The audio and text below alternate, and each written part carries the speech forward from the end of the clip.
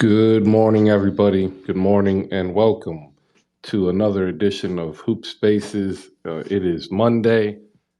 Great day to start our basketball talk because we have a lot to get to. The WNBA All-Star Game was yesterday.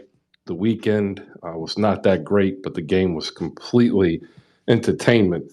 Shout out to Kelsey Plum setting out a WNBA All-Star record.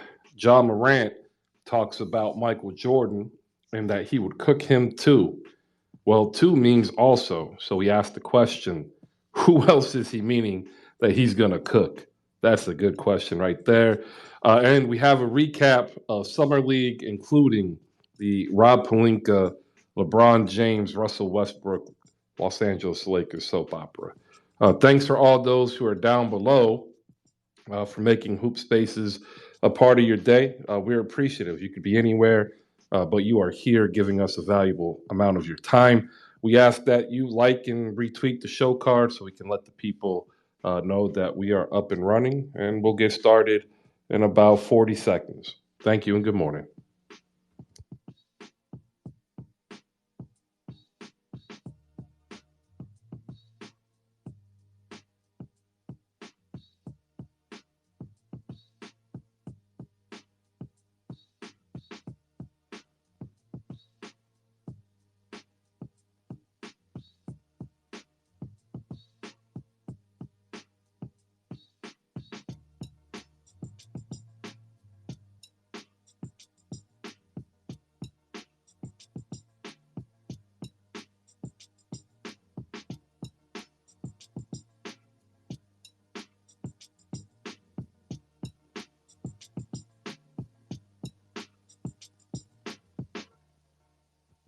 All right.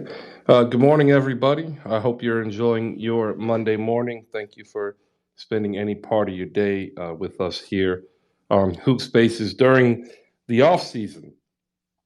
This is now, we're entering the desert of content for the NBA. The WNBA just had their All Star game. They'll have their break today. They get back to action tomorrow. But that is the signature event that allows us to know that we literally have 4 to 6 weeks of the void. And we'll be here. Don't worry. We got plenty to discuss as we get into the WNBA race for the playoffs, as well as the continuing advancement into training camp for the NBA. But because it is the WNBA season, that's where we're going to start because we've been doing that now for about 2 weeks. So shout out to all the W fans out there. We appreciate you coming in and making us smarter. And to those who haven't really watched, who've started to watch because we started talking about it, congratulations for coming on board. It's great basketball. And I hope you got to watch the All-Star game because the weekend really, really left a lot to be desired. We have 808s up here. Dany D is also getting ready to come up. Shout out to John, Rico Suave, Justin Patton. I see Drew, K. Lou, ladies and gentlemen, part of one of the best women's basketball podcasts, the Women's Basketball Podcast. Let's see. Sage Monroe, Santa Aza, Danielle, it's great to see y'all. Sir Denny down below, Joey, Nate, and Mackenzie. Good morning. We'll start off, though, with 808s and Dany D. I'm going to try to get our friend Chi from GameFlow, the founder of the Pickup Card Game, which you can find at slamgoods.com, so he can relive what he went through on All-Star Game weekend. And as always, if you miss any part of the show, head over to YouTube and, just search hashtag Hoop Spaces. Do us the favor of subscribing. That's where all of the shows are put there for posterity purposes. And we're actually going to be increasing the content as we just inked a large-scale beta adoption by audiolabs.io. So we're going to be bringing some other creators there to keep growing this community. Good morning, 808s. Good morning, Dany D. We'll start with you two, 808s. Live tweeting from the WNBA bench on All-Star Game was just great. What are your thoughts? Break down the game, and we'll get started. Good morning. Well, to be honest, Chris, when I said that tweet was the best part of All-Star Weekend, I wasn't joking. The players tweeting from the bench was the best part of the entire weekend. Honestly, can't even really call it a weekend when the events ended at like 3 o'clock Central Time on Saturday, and it's still like half the day is still there. But besides that, I think it was a good game. I watched it. I didn't watch it live. I was at the Big Three thing on Saturday, covering it for Who Spaces and Outlet Pass, which I have an article dropping sometime this week for that. Isaiah Briscoe and Earl Clark, they could definitely still be giving somebody some reliable bench minutes in the NBA right now. I know they're a little bit older, but those guys can still hoop. As far as the weekend, though, it was pretty good. Allie Quigley won her fourth 3-point shooting contest, the most for the NBA or WNBA. She's a legend in this. Other than that, I don't really have much to say positive, so I'll let someone go that does. Dang, man, that is something. You open up with some cold water. We'll go to Dany D. She beat everybody else up here. Dany D, good morning. How are you doing? Oh, good morning. Good morning, everyone. Hope everybody had a great weekend. I watched the All Star game. Well, I watched it and listened to it because I work on Sunday. So I was rolling my chair back and forth looking at the TV. Uh, I enjoyed it. I'm glad to see not Sylvia and Sue Bird have their final hurrah on the All Star court. Um, I watched the 3-point and the skills competition. Those things went fast and they kept it right under time. I was like, well, damn. I thought maybe get a concert or something, but when you read other people's timeline who were at the event, you see that they put this together like an old timey funeral home in a small town in the South. Um, I see that they went to Target and got the All Star MVP trophy last minute. Um, I was like, is that a teacup or what?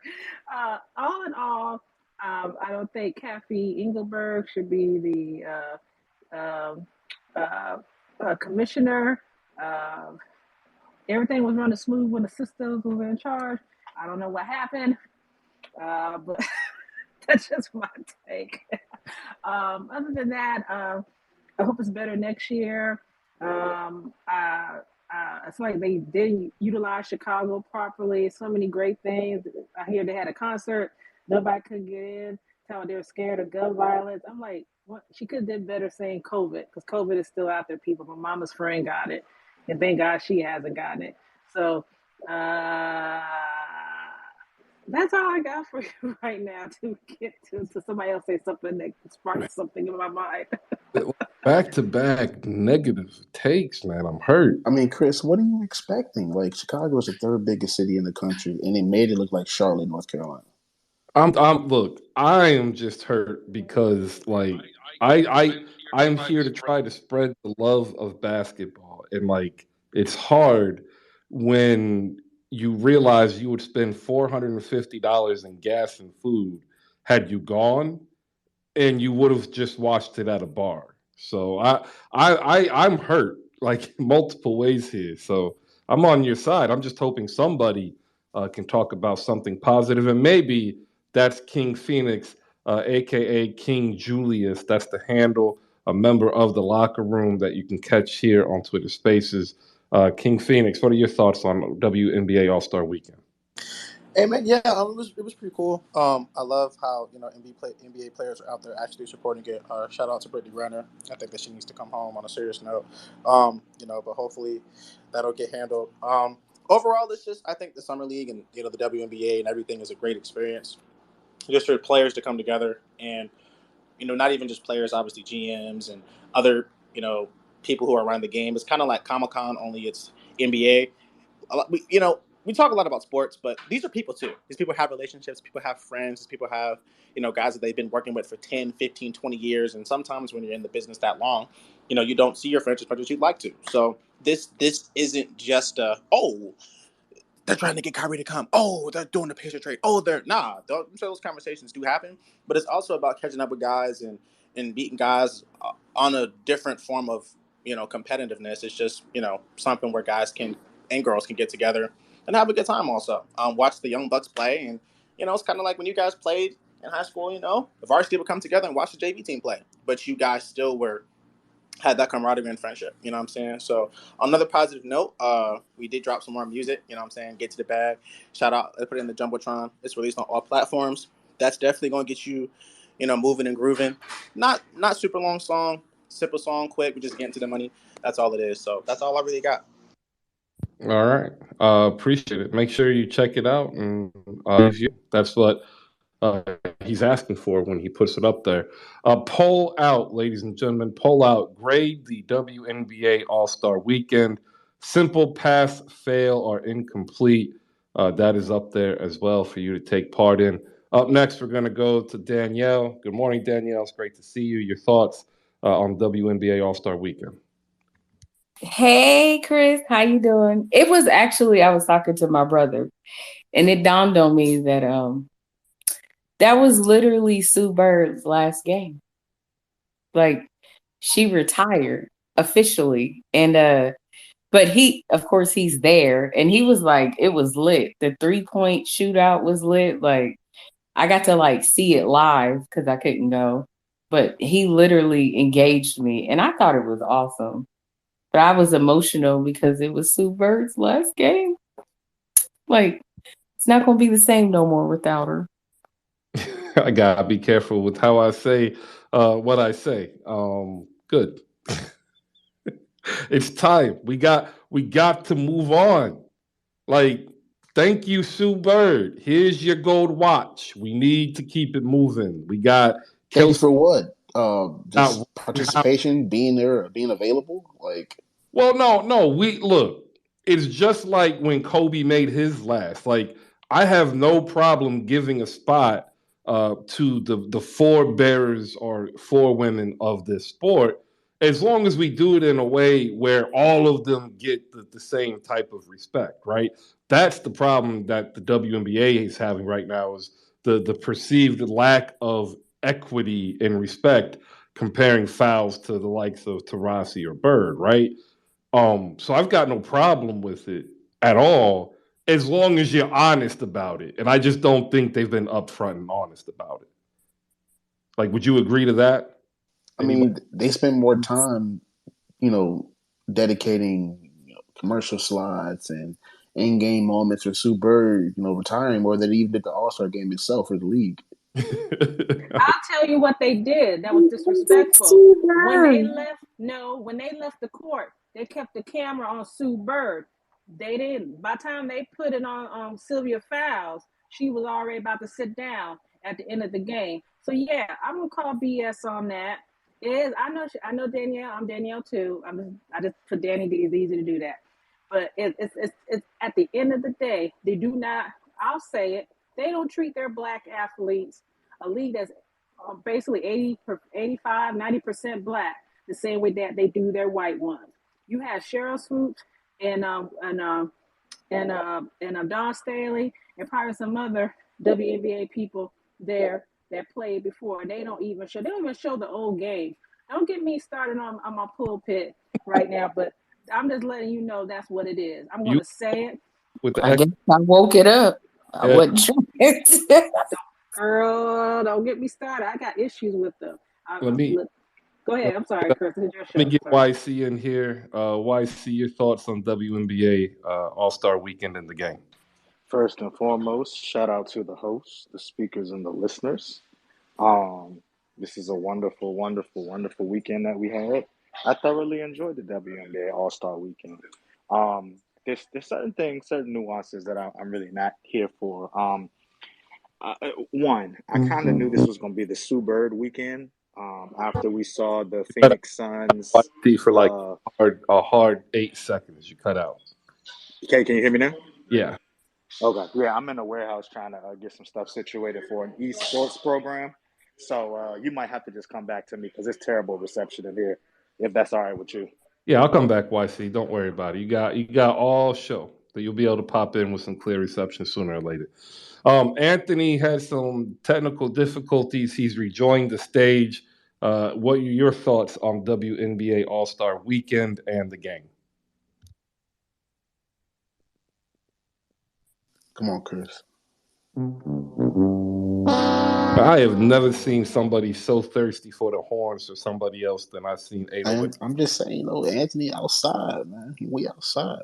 It's like, it's like you were outside in 90-degree heat and like you saw the only one cold bottle of water left, and like that is the moment that you decide to be a sprinter. You see, Chris, I'm praying for 90 degrees. I haven't seen anything below 100 in about a month, maybe.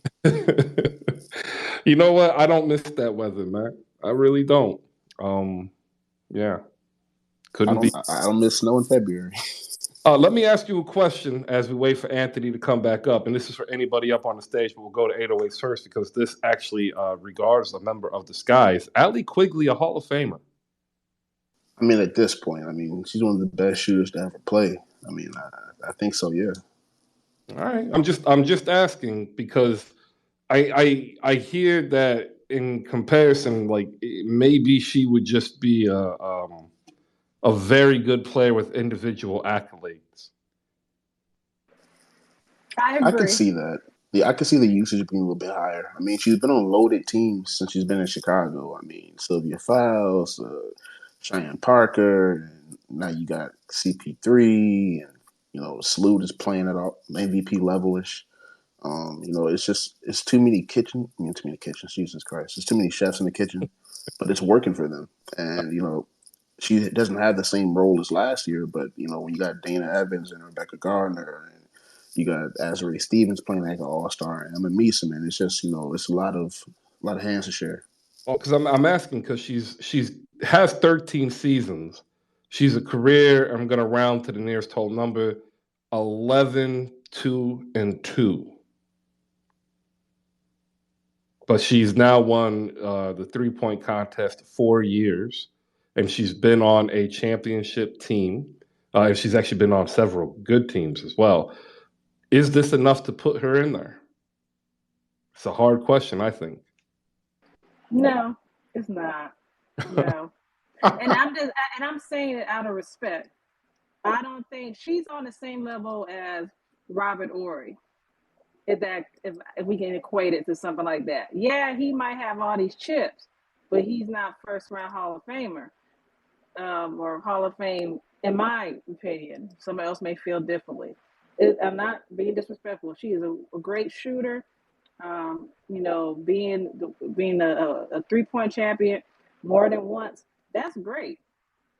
But at the end of the day, I ain't put on no ballot. That's just the way it is. I could put other people on there that probably are more deserving than that. And no disrespect to her. Ain't always gonna think it's hate, but it's really not.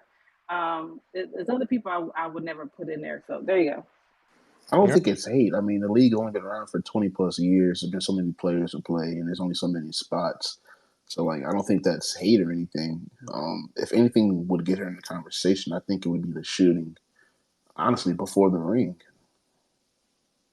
Unless you kind of like the way they won it, which they wouldn't have won without her. She kind of went crazy. Also, I want to get in here your thoughts on Kelsey Plum's performance. She had a phenomenal All-Star game, set a record for most points scored. Is she primed because how the media is developed in terms of always kind of moving towards the ball handler, and this is across all levels of basketball. Is she primed to be the next face of the NBA? Using air quotes, that's why I emphasized face. They're moving towards that. When she won, and I saw the points she scored, I was like, oh shit. Oh shoot. I'm trying to stop cussing. Yeah, we go. Yeah, they're trying to find their next Sue Bird, if you want me to say it that way. When your last 2 MVPs have been sisters, but hey, and the last, yeah, they're moving that way. I mean, and she deserves all accolades she get because after the horrific injury she had with the Achilles, and she is an all-time scoring leader. Well, she went to Washington State or Washington University of Washington. Um, so yeah, they are pitting her for that, and she deserves everything that's coming to her. She balling out this year, for sure, and she deserves it. So. After the way Kelsey plummeted on Saturday, she had to come in big on Sunday. Oh yeah, she didn't look good on Saturday. But I always thought that it was going to be old girl winning again. I always felt like that. When it's not your day, it's something different about. For some people, they're better in-game shooters than they are when it's not important. So it is what it is. But she won MVP. That's what everybody's gonna talk about. So. Oh, she gonna win the MVP, but just know she ain't winning that championship. Just know that. And we don't know yet. But if you want to write that check and cash it now, go ahead. Oh, I It's already probably got gonna eyes on it. bounce. I already got It's eyes probably on gonna it. bounce. Okay? Just like your thickness will make it bounce. Your sister says Whoa, hot whoa, boy whoa, whoa, thick whoa, summer, whoa, whoa, whoa. This is You a says hot family boy show, thick man. summer. This is You a says family hot show. boy thick summer. That's what you told us last week. That's all I'm just I don't know saying. what you're talking about. I think that was another gentleman. No, no, it was you, baby boy. It was you. All right, I'm getting a question out here, and this is of course the All Star Game trophy. If you haven't seen it, the tweet I have coming up will show you the wondrous. Uh, I don't really have any positive descriptions for it. Yeah, who did it better? That's the question. Anybody else want to hop in here on Kelsey Plum before we move on? Nope. All right. Well, that's disappointing. Going into the second half, what do you see happening, 808s? I mean, you want the realistic take, or you want, Yeah. Well, why would I want anything else? I mean, honestly, I think Dana Evans plays a bigger role come off the bench in the second half. I think the Aces getting back together. I think the Lynx going to run, trying to make the playoffs. I genuinely do see that. Um, I don't see the first half magic working for the Liberty like it did in the first. I don't know. You could say it's the youth. You could say it's the inexperience. I don't know. But I think Connecticut turns it around too. Like this break, Connecticut and Atlanta needed it the most. Oh, not Atlanta, sorry, Las Vegas. So I think those two teams are the ones that really kind of rise from the ashes of ending the first half the way they did. Because they're both great teams, and like they're two of the top teams in the league. They just haven't been playing like it lately. Well, I think Atlanta also needed that break. They're 3-7 in the last 10. And in fact, if it wasn't for the Indiana Fever, they would be the worst team heading into the All Star break. So I actually do think you're right. I think you just stopped yourself. It's just crazy. They're 10-12, but it feels like they're like I don't know. It feels like they should be three or four games over 500 at least. Yeah, no, I agree. Like they shot out the gate, and I remember when the season first started.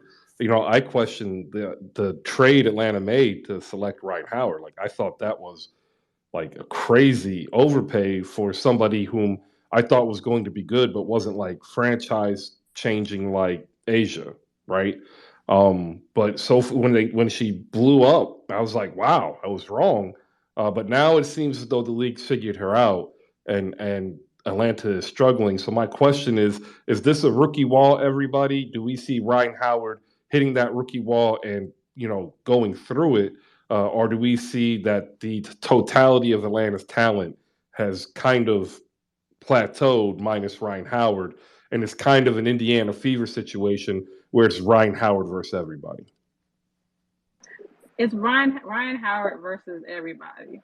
In my opinion, um, I've always thought she was going to be a good player coming out of Kentucky. I've watched her because she played at SEC, and so because I watch South Carolina, I see them play a lot. So I've always thought that it's her that's carrying the load, and that's a lot for a rookie to do. especially if you're not used to playing in professional women's basketball, because all the other players are a little bit um, seasoned and they work on their craft and they play a lot more games than they do. So that could be it. She may end up plateauing again somewhere in these last, 18 games, I guess, 16 games, 17, 18 games.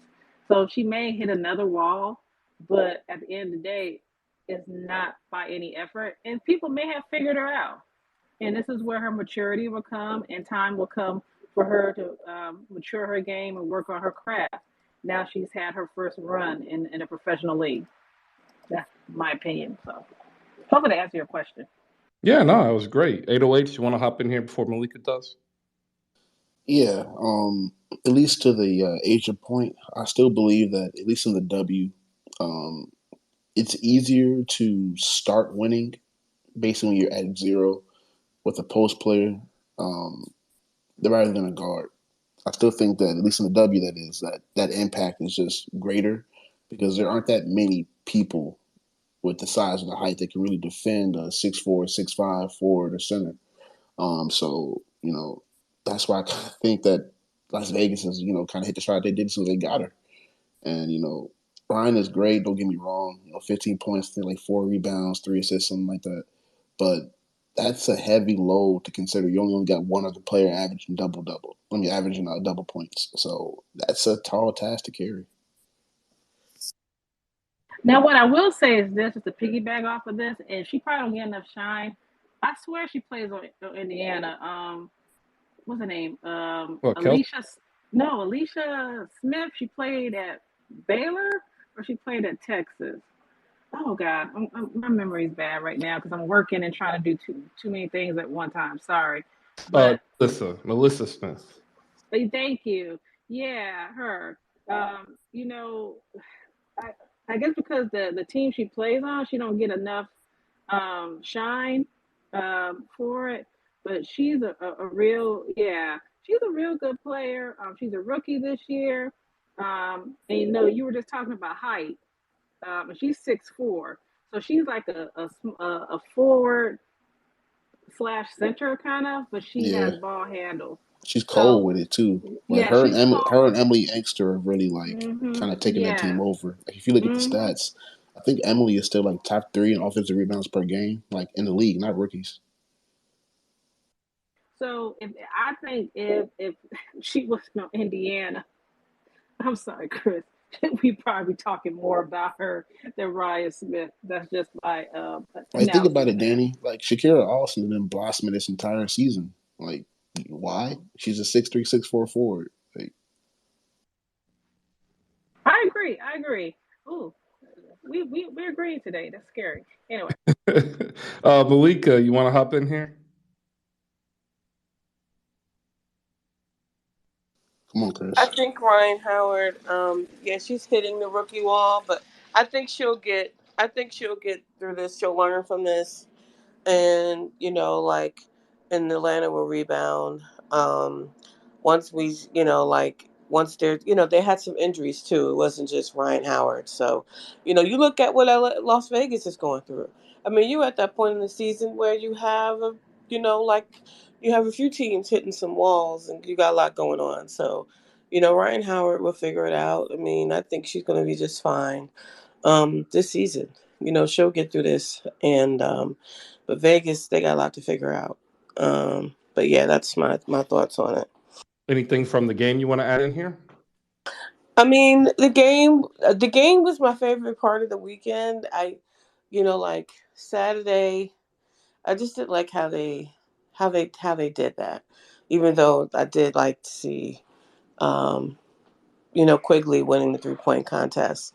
And Sabrina, well, she was kind of cheating, but she did win the skills competition. I like how they combined, the AAU, like the high school players with the pros. I thought that was really cool. Also pressure for them because if they didn't do the first part, like if there probably was pressure on them. The game itself, I was teenager all the way, so I'm happy Asia's team won. I was surprised with Breonna Stewart's team. that they, the score wasn't closer. They went on that run when Sylvia Fowles, hit that dunk, and I just don't think Brianna's team ever recovered.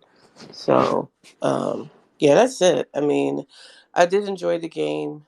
It was just so early in the day that it's like, okay, yeah, the game happened, but it feels like long ago. Yeah, the I think the disjointedness of the entire weekend kind of led to an underwhelming production. The game itself, I thought, was real entertaining for the most part. But like Dany D had mentioned earlier, when they just did like a 2 minute cut to Sue Bird and then gave Sylvia Fowles like 15 seconds, it kind of leaves a taste in your mouth. And then even leading up to the game, there's like a disproportionate amount of mm, air filler, like colorist banter that really wasn't needed, where they could have highlighted more highlights of what led up to the All Star game, got people more emotionally involved with the actual play of the season.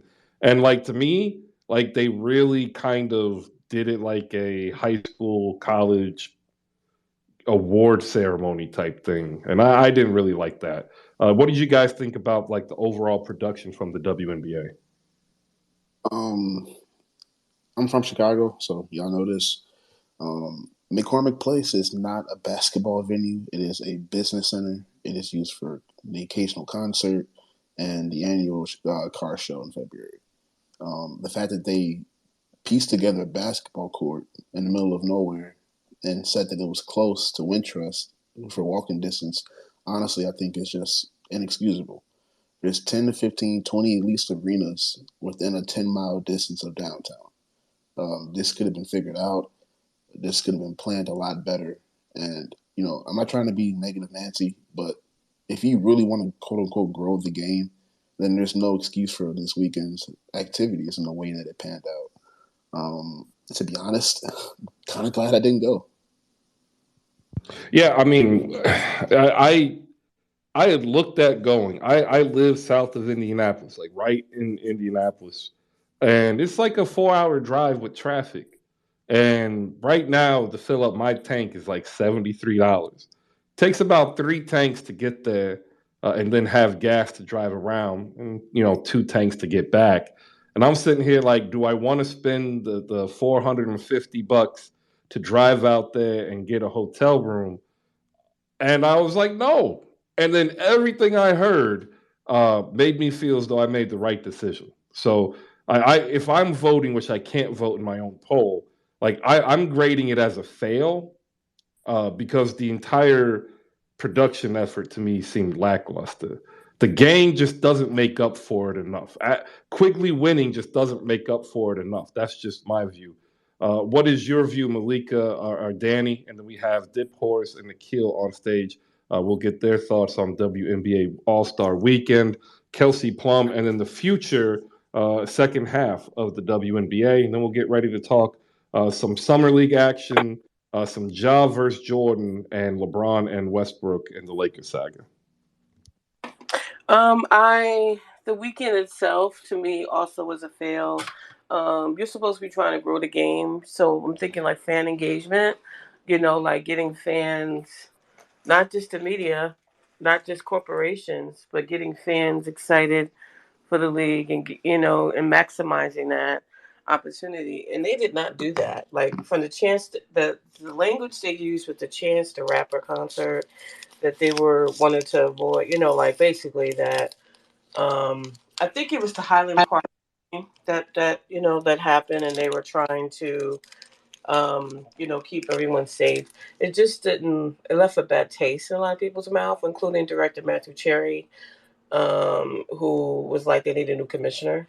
Like that's pretty much the vibe. You know what I mean? The venue itself, like 808s was sharing for the skills competition and the 3-point.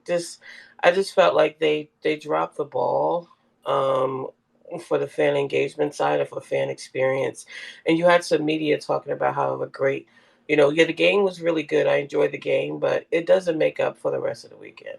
I agree. So yeah, I would vote it a fail as well. All right, Akhil, your thoughts on All Star Weekend, the game, anything that you want regarding WNBA? You got about 90 seconds of floor time. Go ahead.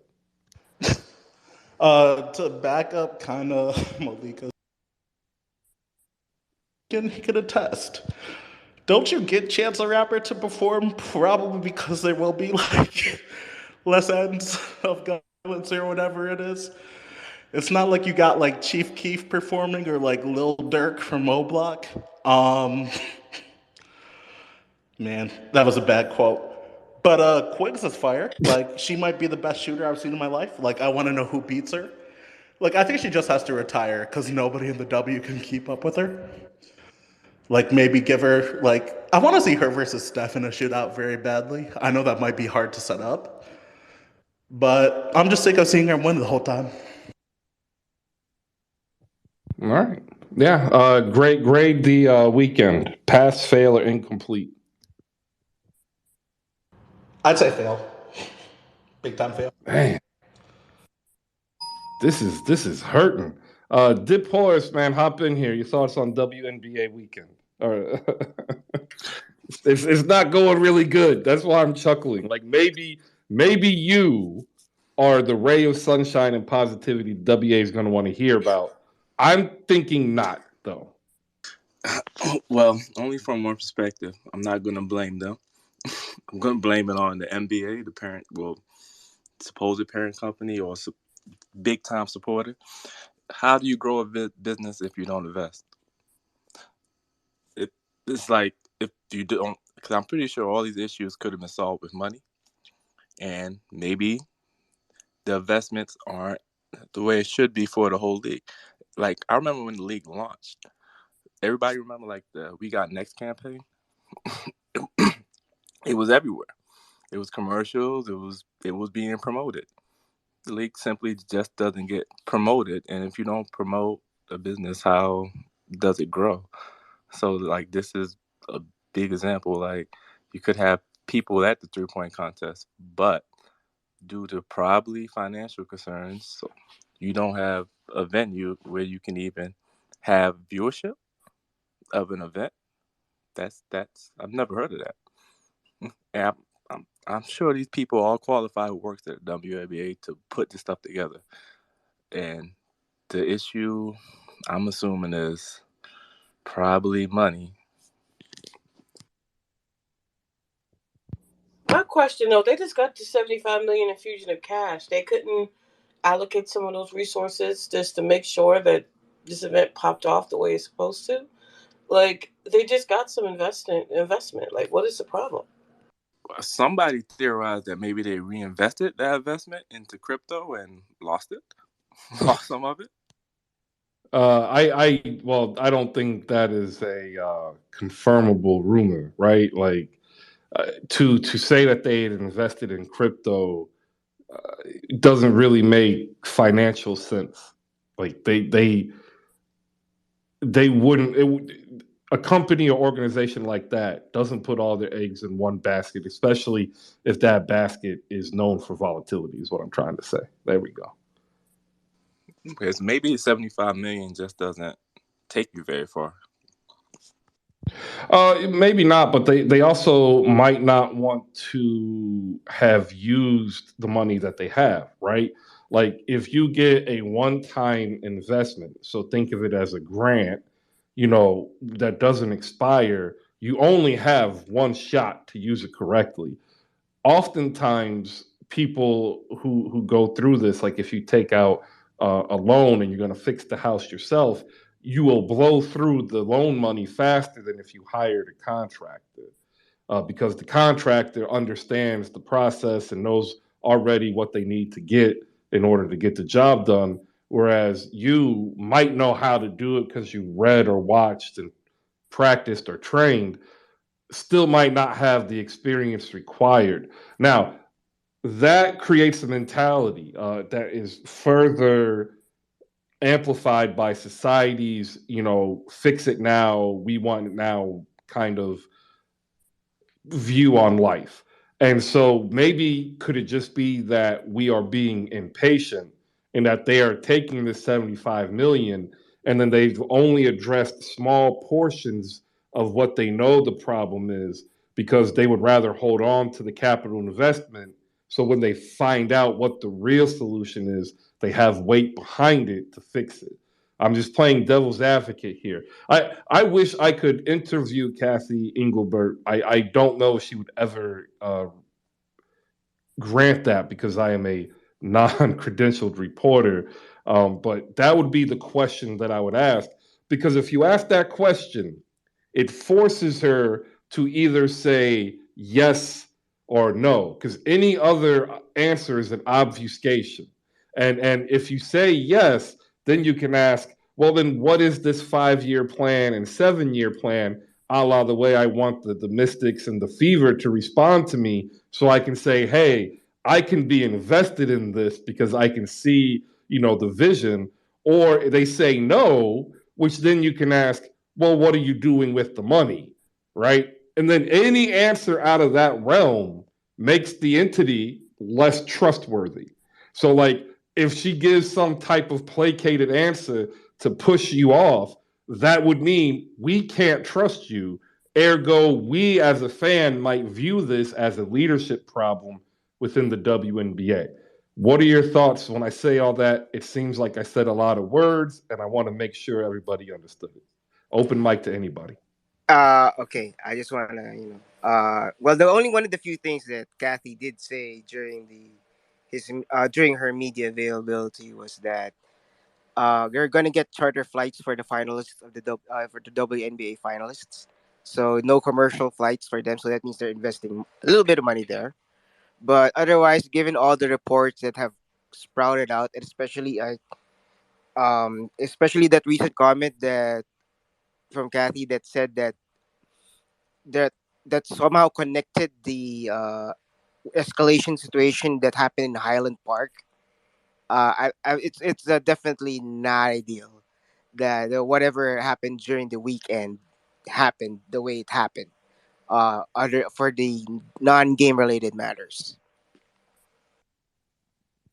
All right. So how does that answer the the position that I put forward? I would just say that there's an allocation where there's funding, and you know how to properly allocate the funding. They have to figure out where the money goes. And I think I remember that the some of the financials going to improving the league pass, for example, improving the marketing of the league. I don't know if those infusions led to anything, especially since many of you guys are complaining about league pass of it, the league pass itself, and how you can able to watch. So it's not ideal yet, but let's see what Kathy has, further to say. I think the at least the getting the finalist charter flights is admirable use of funding for that case. But the league could just wake up tomorrow and say they would allow the owners to chart private flights, and then they would pass the responsibility to the owner, and problem is solved. The Like, problem is They, not all owners yeah, are able to do that, that. I mean, that, that will also be like a competitive advantage that for is say a Mark that Davis not or a that's Joe not Chai. another owner's fault, right? Like that, you have to understand the WNBA is an association. They have to agree and live under living bylaws, right? And it's not already a competitive balance if the owners who have money for investment to make their product the best product can't do it. It's already unfair to a third of the owners. And people are using the argument, well, if you do that, then these other owners can't compete. That is the association's problem, right? Like the reason why the NBA, MLB work is because they get owners who can afford to expand the game. Like the NBA lost so much money until one dude said, we need to lose money this way. If we lose money this way, we will be able to generate money later because we're going to be building something. Like if you spend your whole time making it equitable because the owner who has the least amount of capital wants to compete, then it limits what the people up top can do to expand the game. Well, Chris, the league doesn't this league doesn't have that kind of we say stability, and they're only and there's it's a fraction of what the other league does. So this isn't it ain't exactly a apples to apples argument here. Well, it doesn't need to They've be been an apple. around for Apple. 25 years. Okay? It'd be different. They were only around for 10. They've been around for 25 years. And they're still treating it like it's a bunch of high school kids. They can do it. People are just too cheap to do it. I'll give Mark Davis credit, owner of the Aces. He does a lot of good things. He honored the older players. He's put more money and investment into that team than I probably than any of the other owners. There's nothing wrong with chartering flights. They can do that. It's not a competitive advantage because if it was, a lot of these other teams in the NBA would be winning games and beating people and not tanking. So that's a bunch of BS. And it's the point of the lack of respect for women's sports. These are professional players. Bill Laimbeer said it himself. He said these women should be treated with respect. They shouldn't have to carry their own bags. He was out there doing it for his girls. They didn't have to do anything. He always tried to cater to them. I, they need to figure out what they want to do. They need to stop being cheap and invest. And if investing is looking at your older players and making them ambassadors for the game and helping them continue to go out there and push the game, they could have did so many things this weekend. For those of us that couldn't make it to Chicago, they could have put stuff on the app where people could have watched. It's $25 for the app for the whole season. Yeah. That's nothing. and, They could and have did all of that. the app is an abject failure in my opinion. I don't Chris, even. how do you have All-Star Weekend festivities? You don't even air it on the damn app. Like, how does that make any sense, man? I would, in their defense, the NBA League Pass app was pretty bad for a while. I haven't had it in the last 3-4 years, but it was worse. Imagine this, right? Like, what I think happened is that they had the app originally, and like the app wasn't doing what they wanted to do. But to cut corners and save cost, instead of building one from scratch, they tried to jury rig a fix. Combining the app they had and the old League Pass app that Horace just mentioned, because that's what it kind of reminds me of personally, like a scaled down version of it. And it's just been an utter joke. Like you cannot go a day on Twitter and not find somebody complaining about the WNBA app, and like that type of constant noise.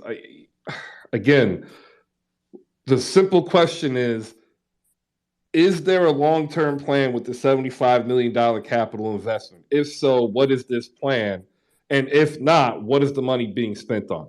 That's the question. That is it. That is the only question that needs to be asked, because it forces them to tell us which direction they're moving. Either they have a 5-7 year plan or they don't.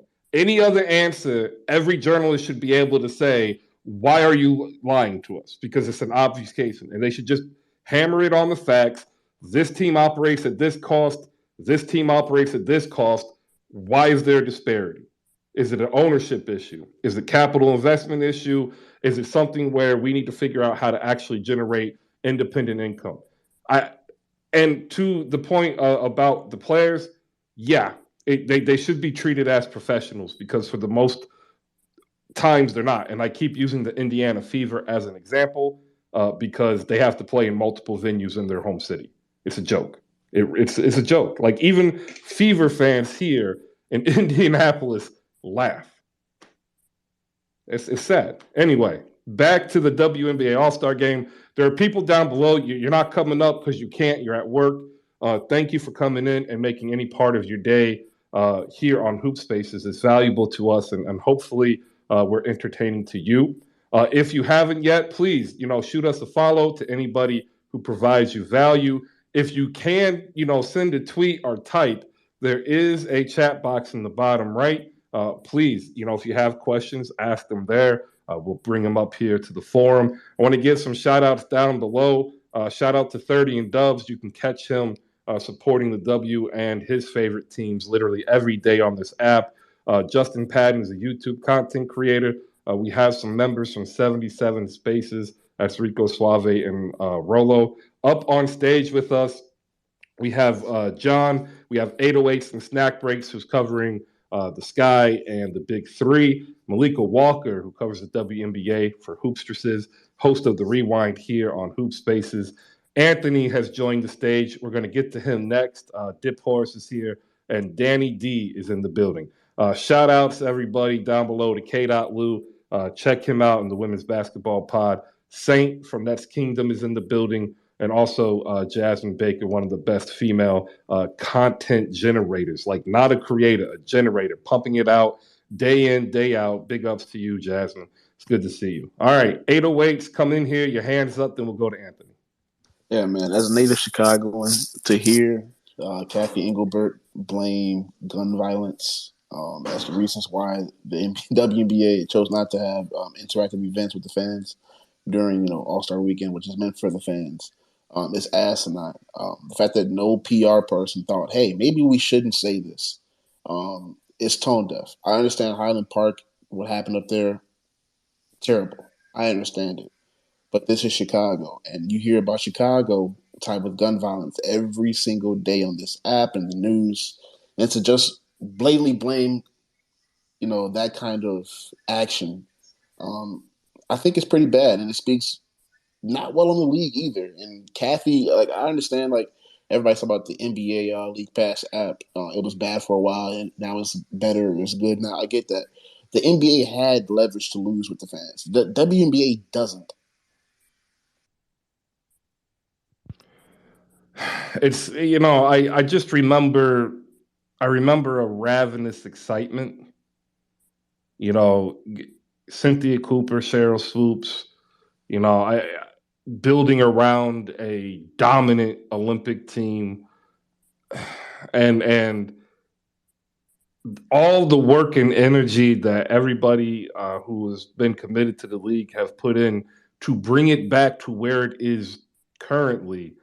I wonder, do they feel slightly deflated waking up this morning? Right? Because that's a tone-deaf statement from a commissioner who should be better locked into the cultural surroundings of a city. It has nothing to do with race, just the city itself, right? It's not hard. Chicago's the third largest media market. Chicago's been in the news nationally for gun violence, as has Detroit, D.C., New York, Indianapolis, Los Angeles. This is something everybody knows, and to make a statement like that is disappointing, to say the least. It just adds into the fuel of Chicago being this, this treacherous city. When if you really look at the stats per capita, it's nowhere near the top. Yeah, no. If you look at the stats, Indianapolis is actually the capital in the Midwest. So, and I live here. I'm keeping the beam with y'all. Don't nobody want to hear Chester Rabbit anyways. Yo. He's the most non-violent dude in the game. By the way, I put the entire transcript of the Engelbert Q&A session from yesterday on the Jumbotron. So if you want to read through it, feel free. JP, I'm not gonna lie. Reading it made me feel even more upset because you can hear that I don't care, honestly. Well, 30 and Dubs, I know what you're saying when you're saying I can't exclude race. In this comparison, I can, talking about an entity of a governing body who has the ability to source news. That's all I'm referring to. I'm not referring to any bias. That's the procedural failure. That is what I'm alluding to, not necessarily cultural in terms of ethnicity and race. There was a cultural lack of understanding for Chicago, with it itself is a culture, and somebody in the league office failed to do their job for a pre-brief to the big boss, right? That's just how I view it. So if you guys want to add the racial aspect, there is definitely a racial aspect, but for what I meant I'm trying to stick to business because that is what makes change in leagues like this is business. Point out the bad business, then tie it to the inequity, right? If you point out the bad business, tie it to the inequity, show that solving the inequity equals better business, that's the pathway to making change. At least that's how I view it after, reading Bill Russell and a whole bunch of, players' comments from the 50s, 60s, and early 70s. All right, welcome everybody. We're getting ready to cross into the second hour. I want to make sure that everybody's voices is heard. So if you're down below and you have a statement on the WNBA All-Star Game or the weekend, come on up. We got 5 minutes left in the segment, and we definitely want to hear what you have to say. If not, we're going to continue talking anyway, because that's actually what we do here every Monday through Friday at 10 a.m. Even here in the off season, which is to me insanity. We'll go to Anthony first, and we'll go to John. Anthony, your thoughts one more time. Like you are a Liberty fan, right? You've seen basketball. We all know where you work. Your thoughts on the production and the fallout of some badness. Yeah. I didn't watch no All-Star game yesterday. I totally forgot about it, and they need to do a better job promoting it for real. Like, I totally forgot about the shit yesterday. So, yeah, that's about it for me with the WNBA right there. That's about it. Keep it Hey, yo, simple. and it doesn't help it came on, while church was still going on. Huh? Right? Say what? It came on at like 1 o'clock or noon. Like people Yeah, I still did. in church. Exactly. I didn't know. I did not know that shit. Yeah, it was bad. It was bad timing. And then before we get out, I want John and Maliika to get here. I'm gonna close on the actual scheduling part on ESPN because I found it rather irritating. John first, then Maliika. You're going to talk about scheduling because Wimbledon is on ESPN. So there, and that's Djokovic curious. You're not moving that.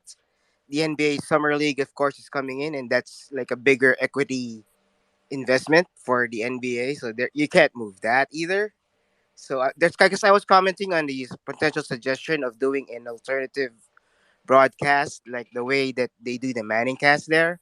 And I was saying that there's no opportunity to slot that given the timing, since Wimbledon and the women's finals on, and the NBA, and then there's like on ESPN too, like a women's pro football league that has a championship game on at that time. So it's like there's really a missed opportunity for ESPN to figure out like when a collaboration between the league and the networks, and with whoever organized that whole thing that feels like a fire fest, to properly set it up. So this is like a major fail for the Engelbert administration, and then what has been like another one. So there's got to be a lot of issues for them to figure out as they resume the season, and with the Commissioner's Cup final like in a few days from now. Am I correct? I go 808. He probably walked away waiting his turn. Yeah, it's getting ready to come up. I want to point out two things here. The ESPN issue was Wimbledon men's doubles, all right, and then they were preempted for Summer League. If you're going to be a digital partner of the WNBA, sometimes you have to take the loss, right? If you are trying to highlight the best of your sport, you can't highlight the best of your sport if it's not on the best of the platform. Like, if you put it on the best of the platform, you tend to get more eyes. I think we all understand that. And ESPN is owned by Disney. That also owns the rights to ABC, which also owns the right to Disney Plus. Like, you're telling me that they couldn't put it on ABC the entire weekend on ABC, not on ESPN, but on ABC. And then they couldn't put the WNBA All-Star Game on ABC at 7 p.m., maybe even 8 p.m. Get the 5 p.m. on the West Coast and 8 p.m. on the East Coast. Make it prime time on the East Coast. Do your heavy, Sue Bird, farewell, because she has a huge following from UConn on the East Coast. Tie in fouls and then move on to the younger generation. I don't know. I don't work for them. I shouldn't do their job. We'll go to 808s, then dip. We'll close with Maliika. Go ahead, 808. To the people in my DMs saying, quote unquote, all you're doing is trash in the league, these conversations are necessary because this weekend should not have happened. And the people that have spent thousands of dollars traveling to Chicago, spending on jerseys. Hold on. Speaking of jerseys, weren't even there. Ryan Howard was an all-star. Why was her jersey not available? I've seen that everywhere, like multiple locations, not just at WNBA Live Center or wherever it was. But it's not complaining. These are things that are actual gripes that people have that need to be addressed. Because if they're not, it will continue on forever. That's basically my point of that. All right. Dip, you got 60 seconds.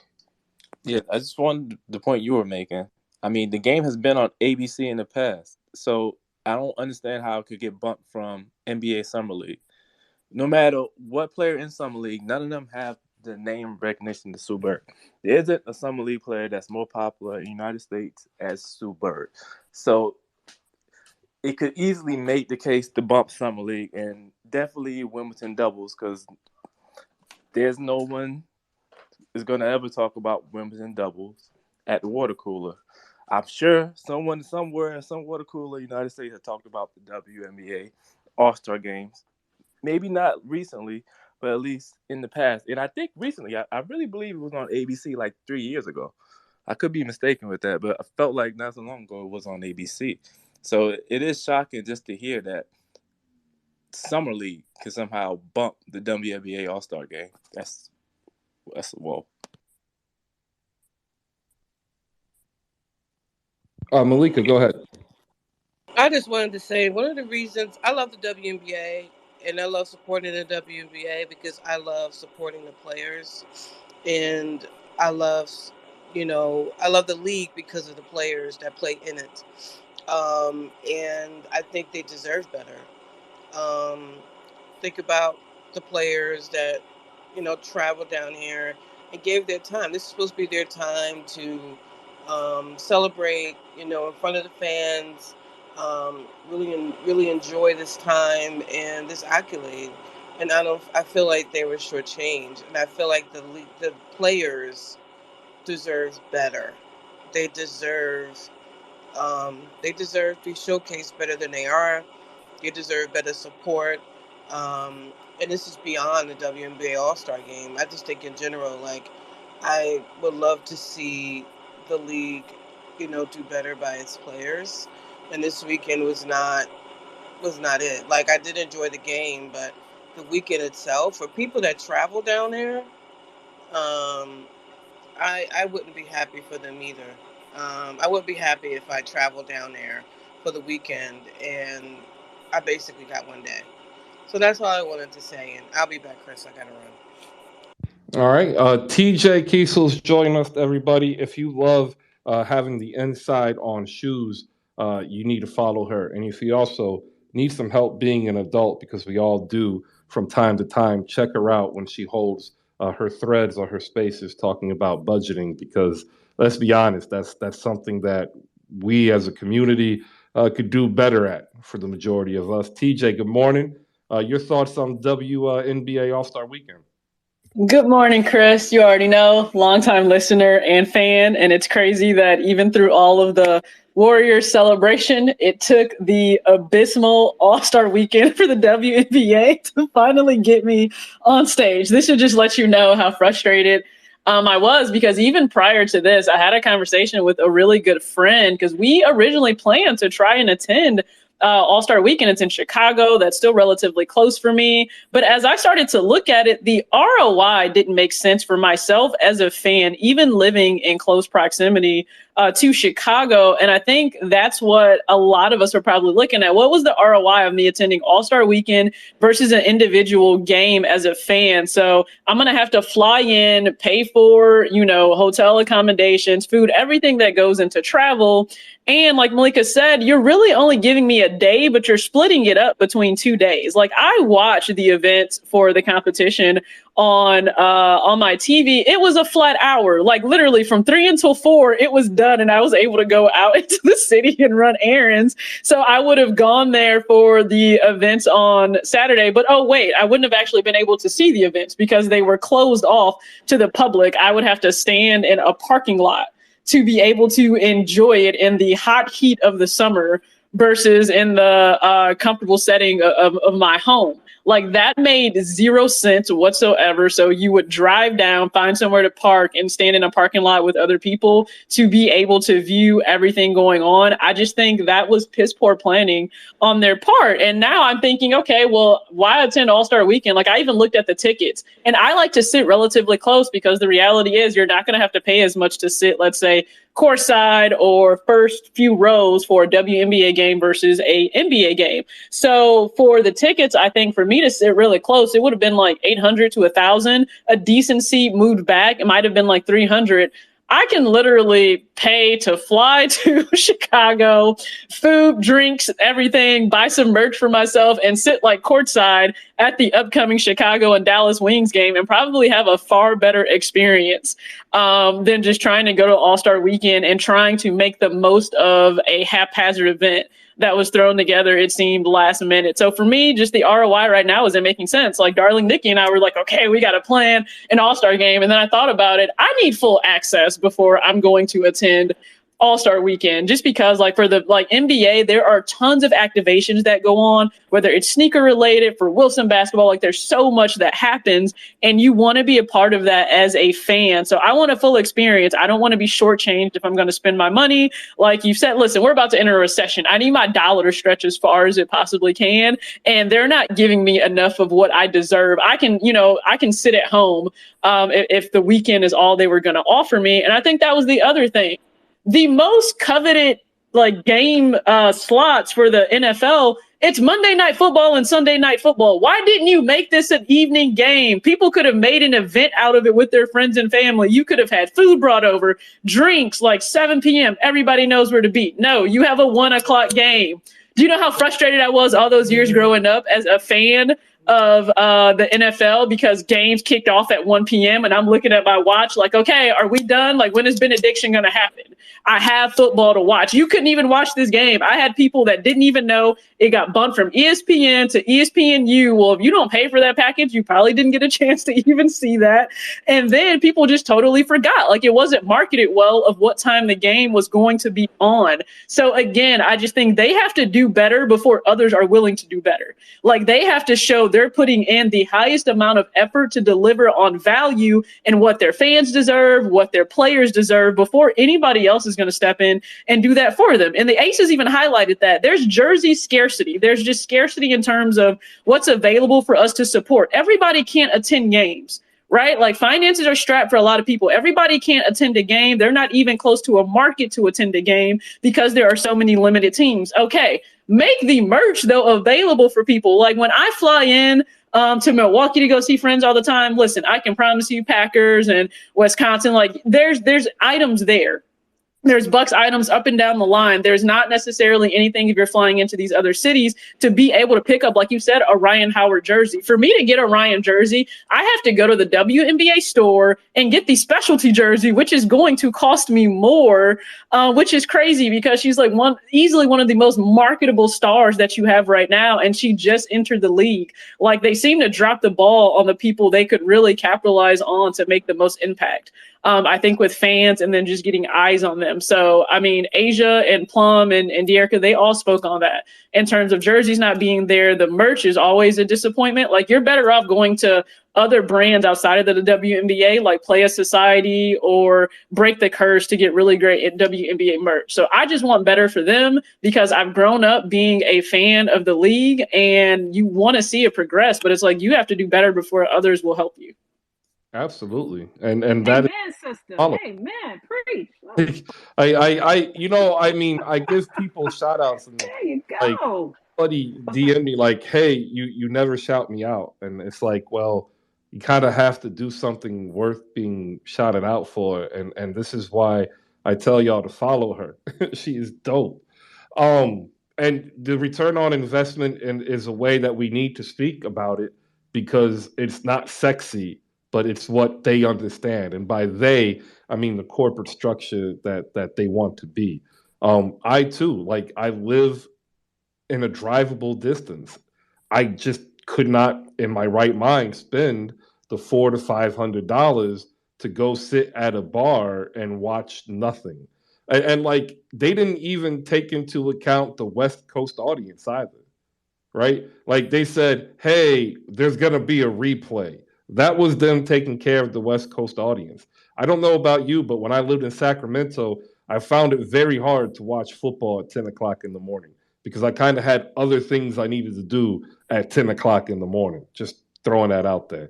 Anthony, go ahead, TJ. Go ahead and respond. We'll get Anthony 60 seconds. I want to also give a big shout out to Unhyped Athletics who's in the building. That's Melvin Connor, everybody. I got to interview Melvin Connor a little over a year ago. All he does is support the W and put on female athletes going into college that are underrepresented. So if you do want another dope W follow, Unhyped Athletics is definitely someone you want to look into. Also, check him out on Instagram where he does a lot of his work. He's got almost 50K followers. TJ, go ahead and respond, and we'll go to Anthony, and then we'll reset and say hi to everybody again. Thanks, Chris. And again, I always appreciate the kind words and the support. I think also, just thinking about it now, I think they missed, being able to connect to the deeper stories of all of these individual players that were, part of the All-Star weekend. Like it may have been their first time, right? Like Ryan Howard, there could have been an entire expose on this rookie making major waves, and we didn't even see that, right? There were a lot of different, I think, feel-good stories they could have connected us to, and they kind of failed to do that. I still want to know what Target they went to for that MVP trophy because Kelsey just deserves so much better, and I'm just so embarrassed like that's what was given to her. And yes, to the point of the West Coast, first off, I feel bad for West Coast. Like they have to take sneaker L's at 7 a.m. in the morning. Their days are ruined before they've ever really started or even had their coffee. So bless up to you if you're on the West Coast. And I feel for you because like you said, to watch football at 10 o'clock, let's say on a Saturday morning, that's a little difficult. Like Saturday, Sunday morning, like think about it. It's hard for us on the East Coast. We can enjoy college game day from 9 a.m. until kickoff at 12 p.m. That's what I do. And it allows you to kind of tap in, but not have to be fully engaged. And you can just listen to it kind of like you can do for Spaces. But a replay isn't going to work. Like I'm not somebody that can watch replays of games. Like it just doesn't. I need to watch it live and I need to experience it live. And I just think with the fact that the WNBA, you have more access to them at games to interact and build these connections. Like why wouldn't you build on that in an event where you can see everybody? Like I sacrifice being able to see so many of these stars that I love versus just going to a regular individual game because I just feel like it's going to be more impactful for me, as a fan. So it's a disappointment. I want them to do better because if they don't, we're going to continue to remain stagnant and that's benefiting no one.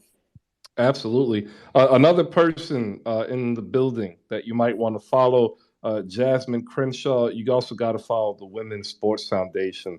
Like they actually, that's what they do as well. 40K strong over there, and all they do is pump out support for women in sports, including Black women. So shout out to Jasmine down below. Anthony, hop up here. 808 has a final take. Then we'll reset the room and head over to the NBA because Ja Morant feels some sort of way. Thank you, everybody. Good morning. Man, listen. I gotta listen. That WNBA All-Star MVP trophy, that's disrespectful. Okay? I got a bigger trophy than that. Just playing kickball. Okay, won the MVP for that shit. Like that is disrespectful. I just seen that shit too. Like wow. Like what's going on with that right there? Good God Almighty. They wanted to sell the importance of the game over all things. I don't know. 808, go ahead. Actually, wait. I want to close with you. I forgot Jose came up.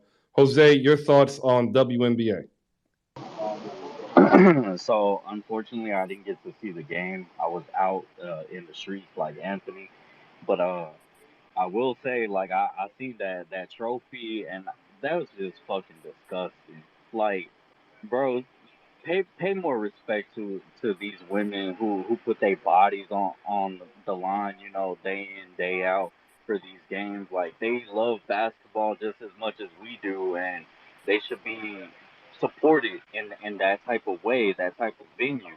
Like I heard a lot of what y'all were saying about the All Star game being at 1 o'clock, and like there's so many things going on at 1 o'clock. Why would you not try to find a better time slot for that? And again, it's just like the women NBA needs to do a better job at uplifting women. Like plaster that shit. I mean, Chris, Chris, you do a phenomenal job when you give shout outs, and I feel like the women NBA doesn't even compare to what you do in terms of spaces. Like you give shout outs day in day out. You basically have it memorized like the back of your hand, and the women NBA when it comes to sponsoring their players and sponsoring their game, it just doesn't even compare, and that's something that's just disappointing.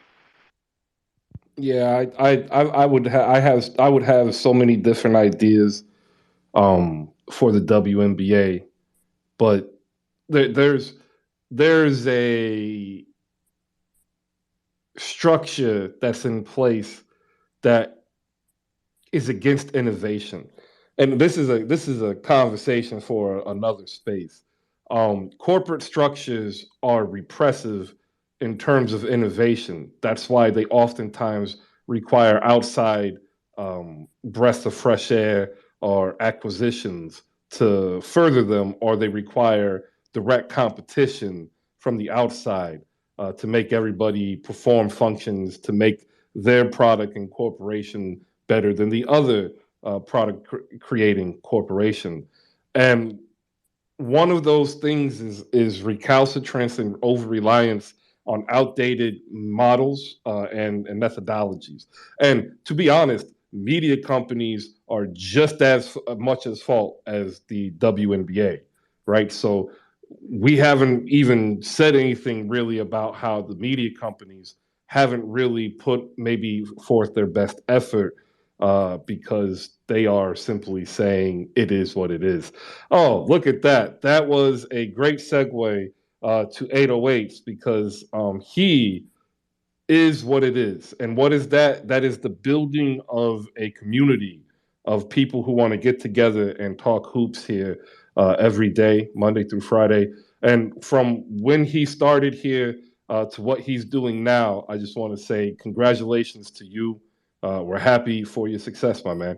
Go ahead and close us out. We'll bring up the Daniel Artest show, the podcast. I know he's going to want to bring in some W talk as well. And then we'll reset the room. 808s, go ahead.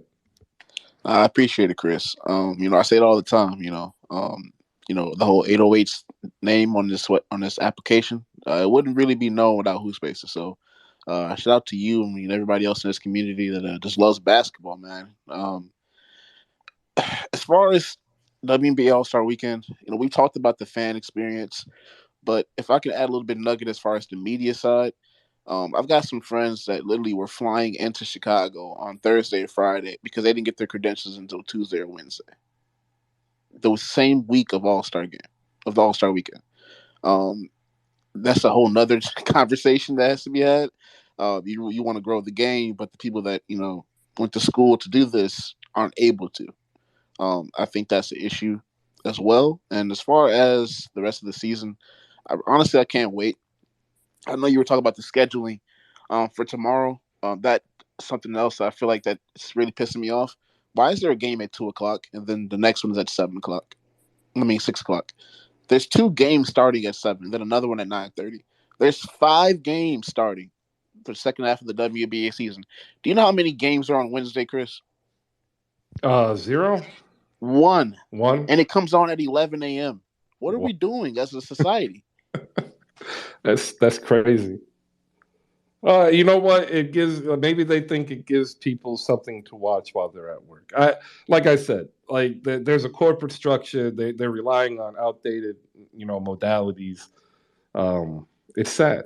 But I can't give Indiana too much flack. That 11 a.m. start time, they may have a camp day. That may be the case, but I may be wrong as well. So actually, you know what? No, it's Indiana's fault.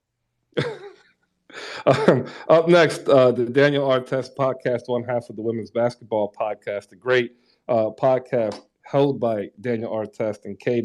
Lou. It's number 3 covering women's basketball. Want to give him a big congratulations on his success. DA, thanks for joining us. Your thoughts on All-Star Weekend in the game? Yeah, my thoughts on All-Star Weekend was it was bad. I wasn't there, but just seeing the optics of it from TV, it was really bad. The fact that I guess I just popped into the space. I don't know how long I've been talking about it. The fact that All-Star Weekend is basically for the fans and celebrating these players, and then like it's closed off.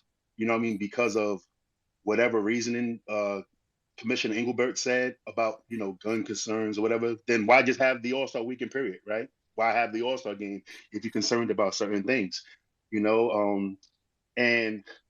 the on-court product was amazing. You know what I mean? From the 3-point contest, we seen that with Quigley doing what she was doing, with the addition of having high school players from the Nike Nationals involved with the skills challenge, and even the on-court thing with the All-Star game was really dope. With the moment that Sylvia Fels had, getting the dunk, then getting the block or whatever, the Necker with her, I would say a hard layup when she attempted for her dunk.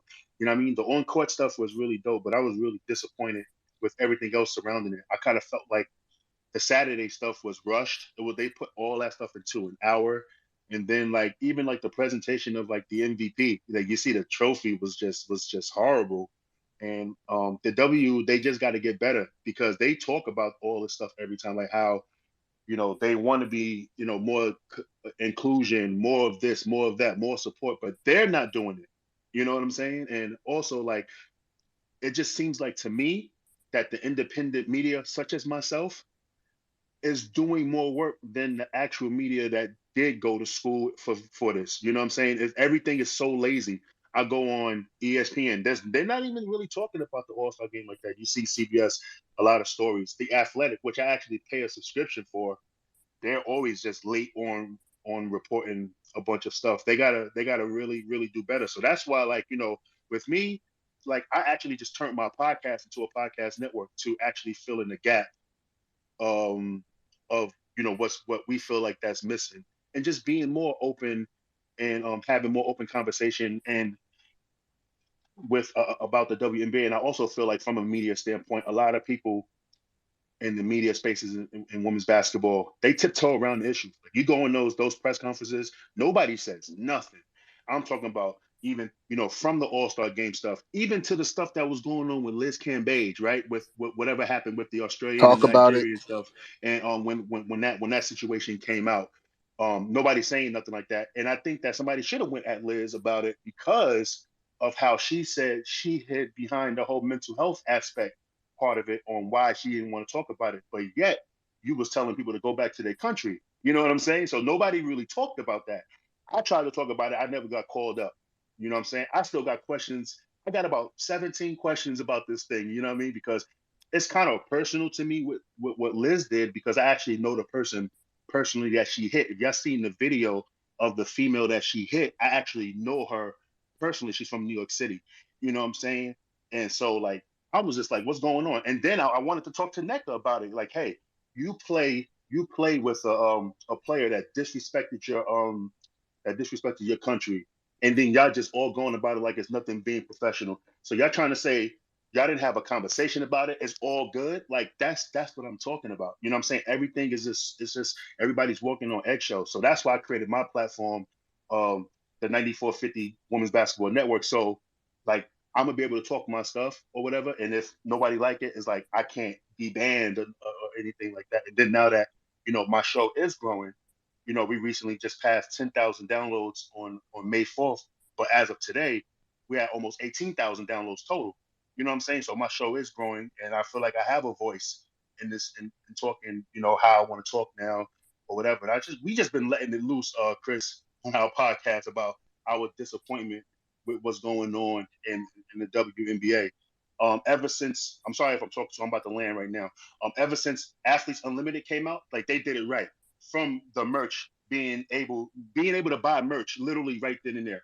Then also the app is working where you can watch all the games from Athletes Unlimited in the app. You know what I'm saying? Too, how they let local, independent media in them spaces and actually engaging with us. You know what I'm saying? So like, I just think that like how I feel, my final thought is how I feel about this. There's people that can make moves, that can make power moves, but they just don't like women's basketball. So they just throw women's basketball the slops. And then also the women, they have to fight for their stance in this game, in this business. You know what I'm saying? I kind of felt like they took the raw deal because a lot of these players aren't playing overseas. They don't make a lot of money. They will have to actually work or whatever if they do a long lockout. So they just took the deal that was just taken because of this. I did the numbers, right? And so now, the WNBA, they talk about this whole marketing deal where players can make so much money, from the marketing deal or whatever, or if they don't go overseas and they just want to promote the WNBA. So now the WNBA owners and the players, they cut it 50-50, you know what I'm saying? But the thing is, the owners get all their 50% of the money. The owners get. Really? The players, out of that 50%, all that marketing deal, they really got like 25%. So basically, it's like this: if they took out the whole marketing stuff to promote the league and just give half and just split it down 50-50, half of the players, the max contract, the super max contract, what like a Agumawali got will be $813,000 a year. If they actually paid them 50-50 out, it would be $813,000 a year. The rookie contracts will be the size of the Supermax right now. You know what I'm saying? So I think that the next collective bargaining agreement, like the players got to step up and be willing to have an actual lockout to make some change or whatever. But thanks for letting me speak, man. That's all I got to say. Yeah, no problem. When's your next episode, DA? I'm dropping one today. Actually, we're going to talk about. We're just going to recap All-Star Game stuff, pretty much, and we're going to do second half preview, and then I got a show after that where we're going to actually talk about stuff like this. I'm going to have like some business people on and talk about how can we, what the WNBA needs to do to actually, to grow and stuff like that. So yeah, that's all I got to say. I appreciate y'all. Yeah, shoot a follow back so you can keep in touch, man.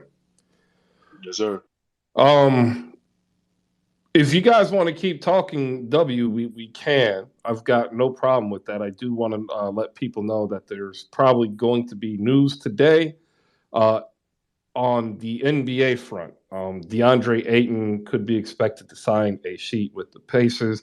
I had said yesterday, and the reason why is that there was speculation that he was going to tie it to Bohemian Independence Day. So shout out to all the Bohemians who celebrated their Independence Day yesterday.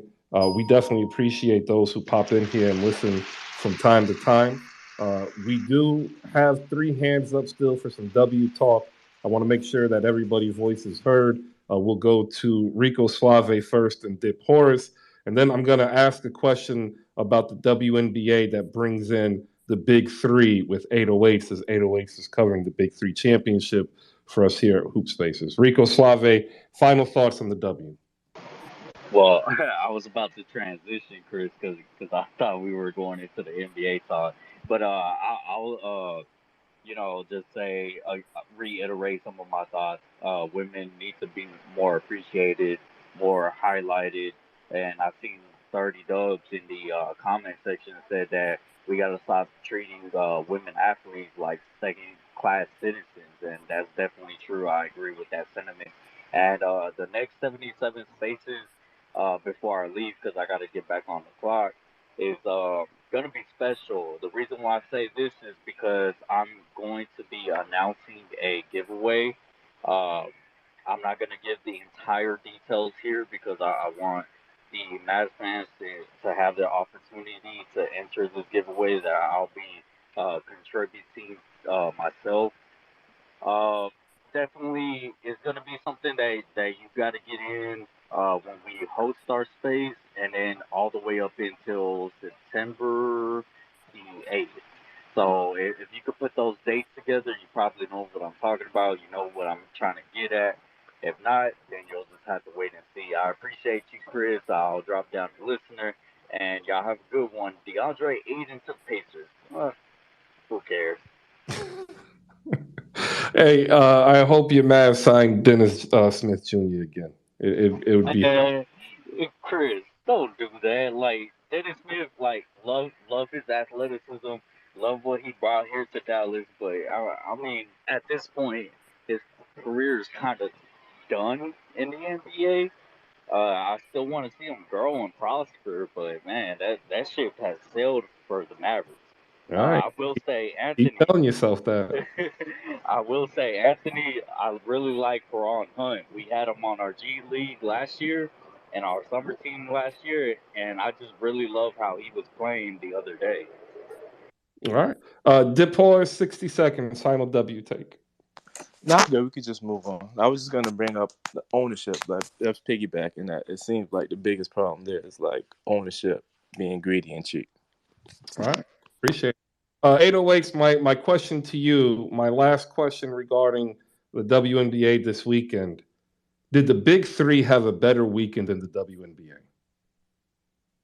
Yes, Chris. The Big Three definitely had a better weekend than the WNBA All-Star weekend. For a couple of reasons. The fan experience, like there was merch there you could buy. It was pretty fun overall. As long as you go not expecting an NBA in-game experience, then you're not selling yourself short. But the fact that that is the case is another issue that I have with the league in itself. I think DA was speaking on it when he was up here about the media not really questioning Liz, and then again that goes back to these people not being these people being afraid of losing access to these players. If that's the case, you shouldn't have the job in the first place because you're not doing it. Kind of agree.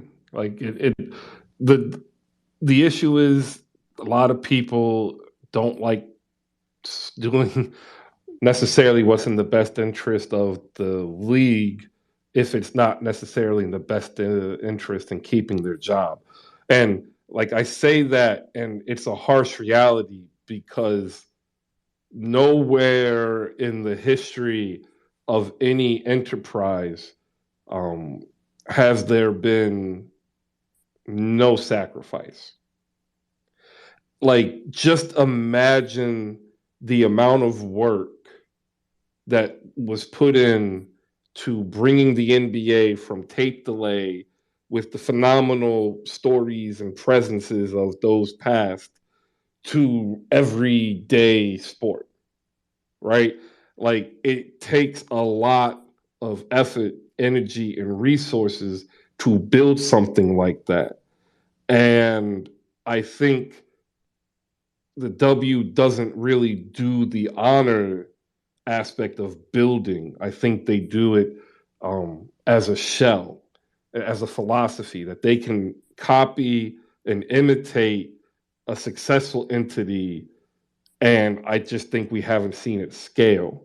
So I think if the WNBA wants to actually affect change, they've got to be able to be honest with themselves and bring in people who aren't going to run it like the NBA or a hybrid of a professional league mixed with like an entertainment league. And I would love to see more of a board of governors that has a direct tie and association to former players.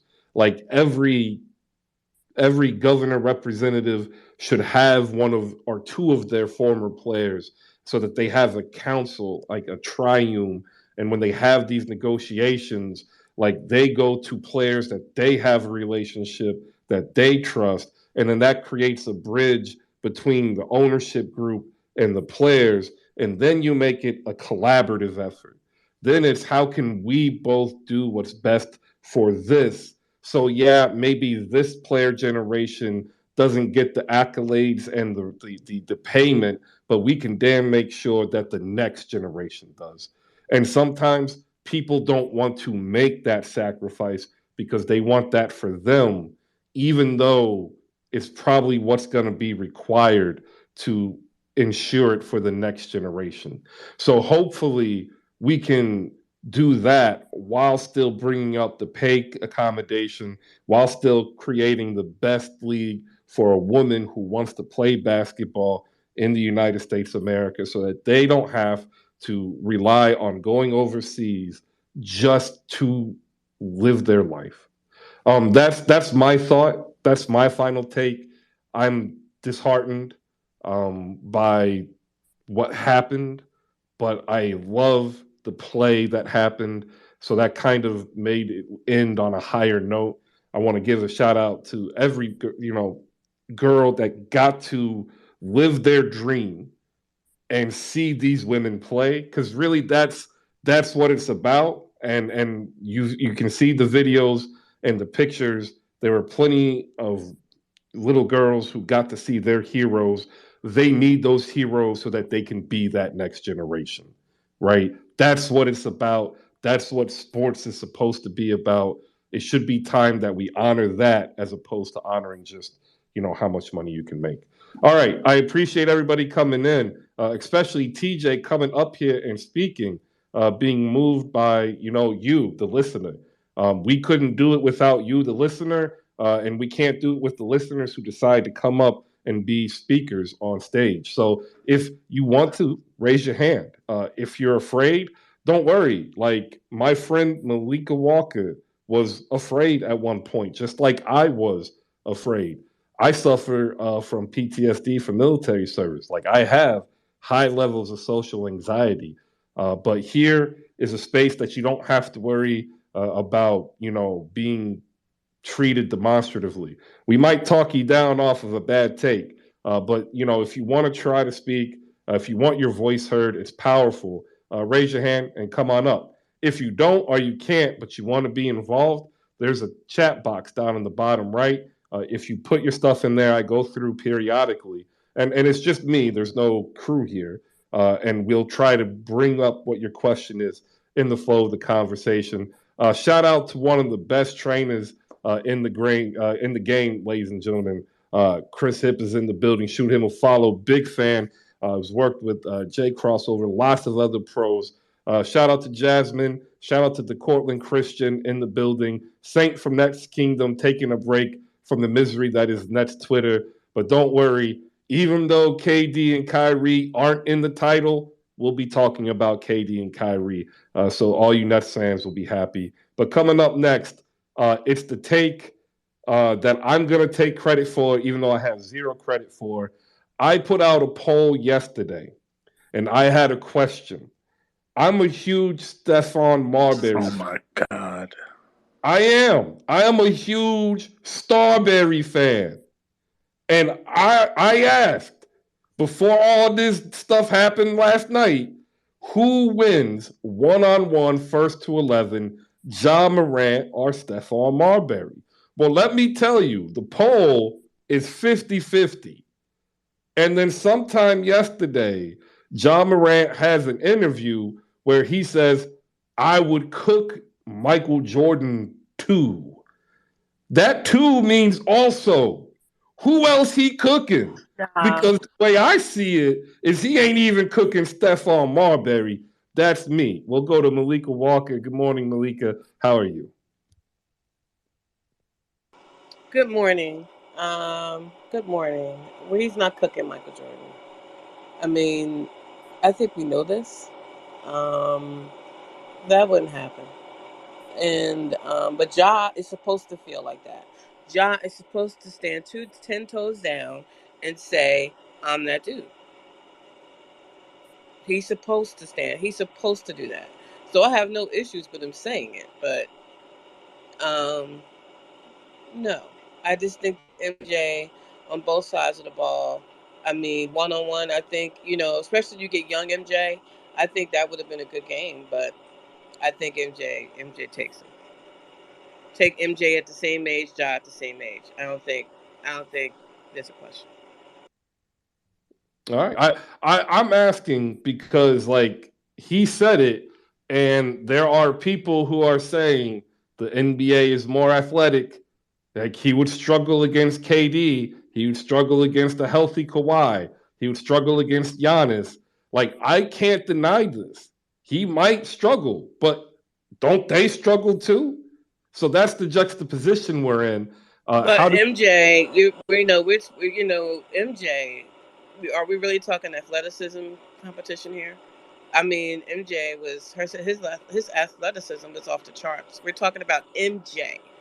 We're not talking about some of the other players that played in that generation. So we need to also remember who we are talking about and comparing in terms of athleticism. Well, yeah, I mean, and then MJ was fundamentally sound on top of being athletic. He had both. So we just need to let's take all the evidence in consideration, please. Well, I'm a little different with MJ. We've had this. I know you are. You're a hater.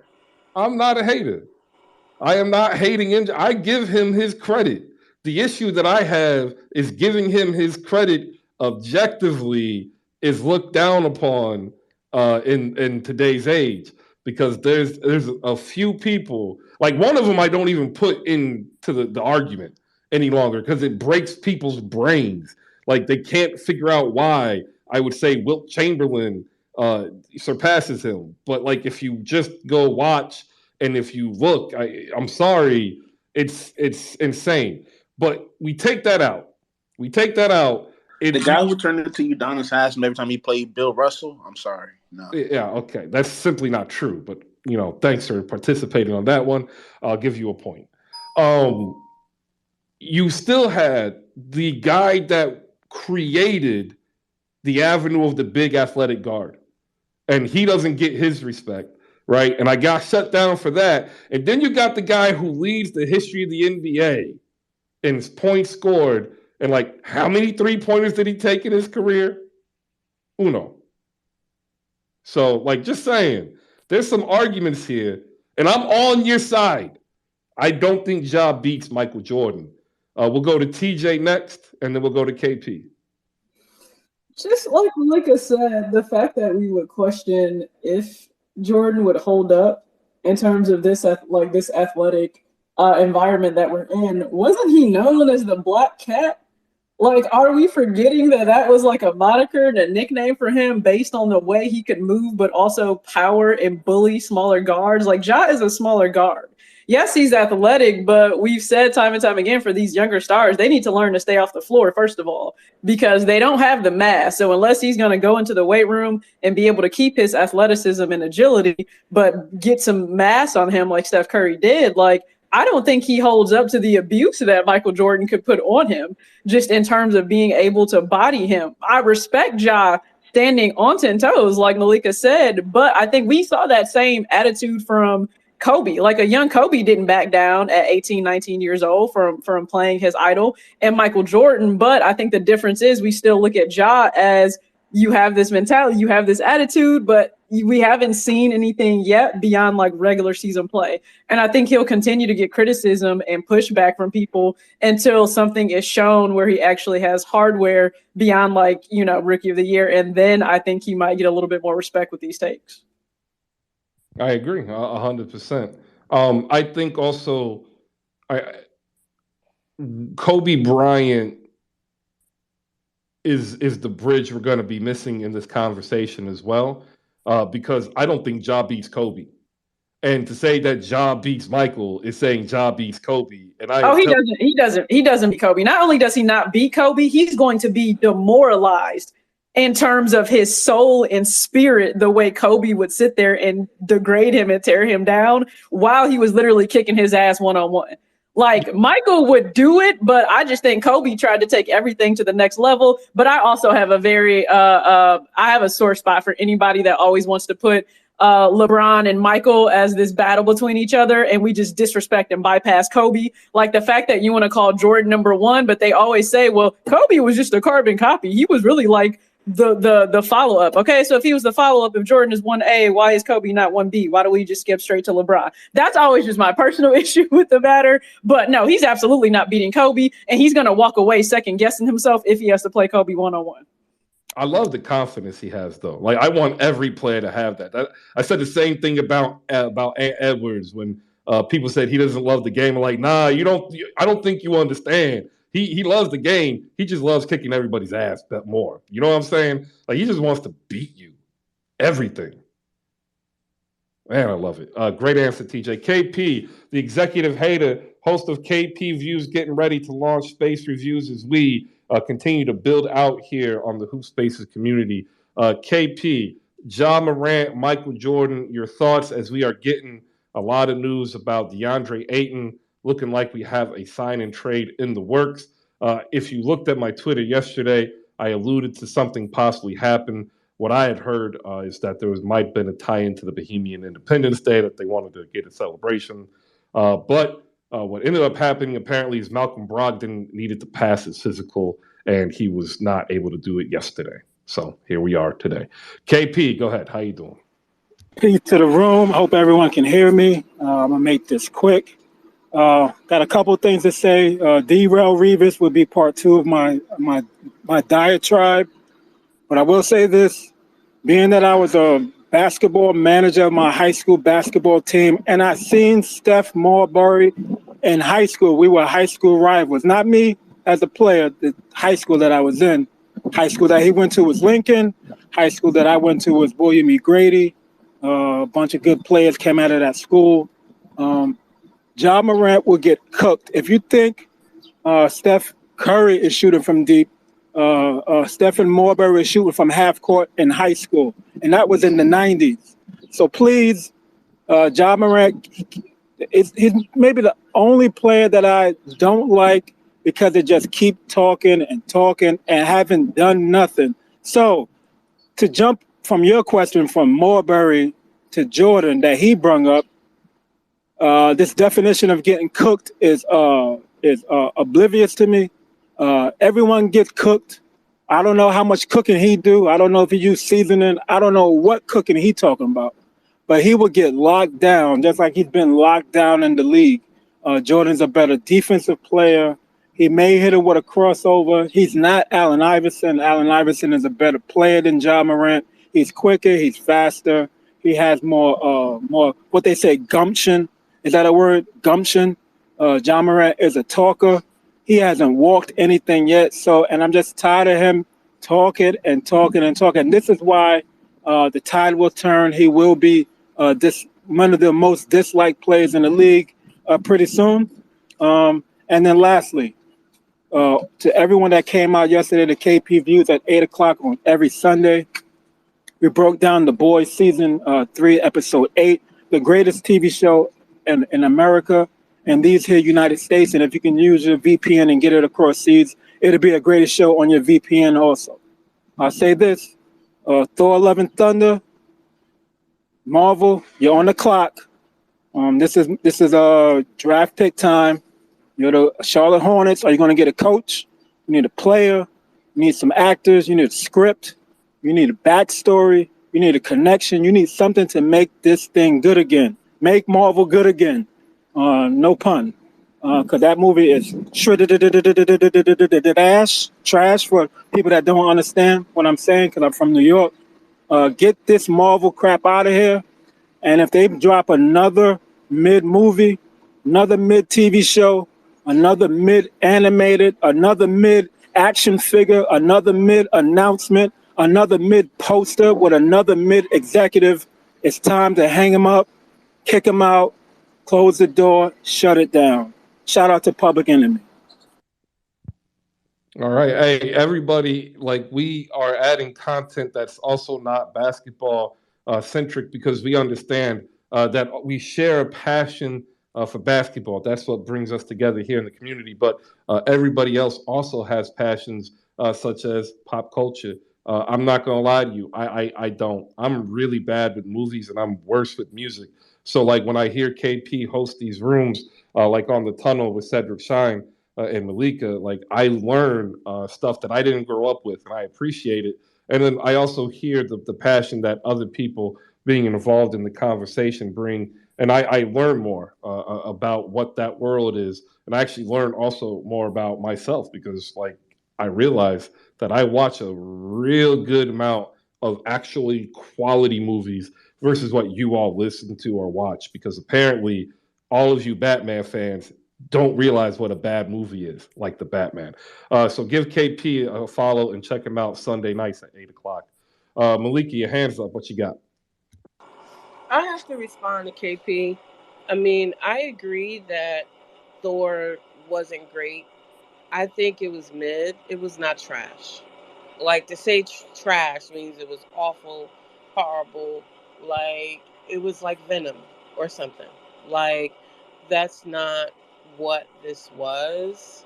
So I just want to, trash is, we agreed on mid. This trash stuff, I'm not getting. We didn't say trash yesterday on the podcast. I mean, on your show. So yeah. Oh, no. You didn't say trash. I did, though. I'm a man of my word. I keep it content. I keep it consistent. It's a trash movie. And I'm going to end it on this, Chris. If anyone's going to go see this movie, make sure you got something fun to do afterwards. Do not do fun and this movie afterwards, because you're going to be disappointed. You're going to say, why did I do the fun thing first? Why did I go see this movie first? Last. Why did I end my day with Thor Love and Thunder, a.k.a. When Harry Met Sally in cosplay?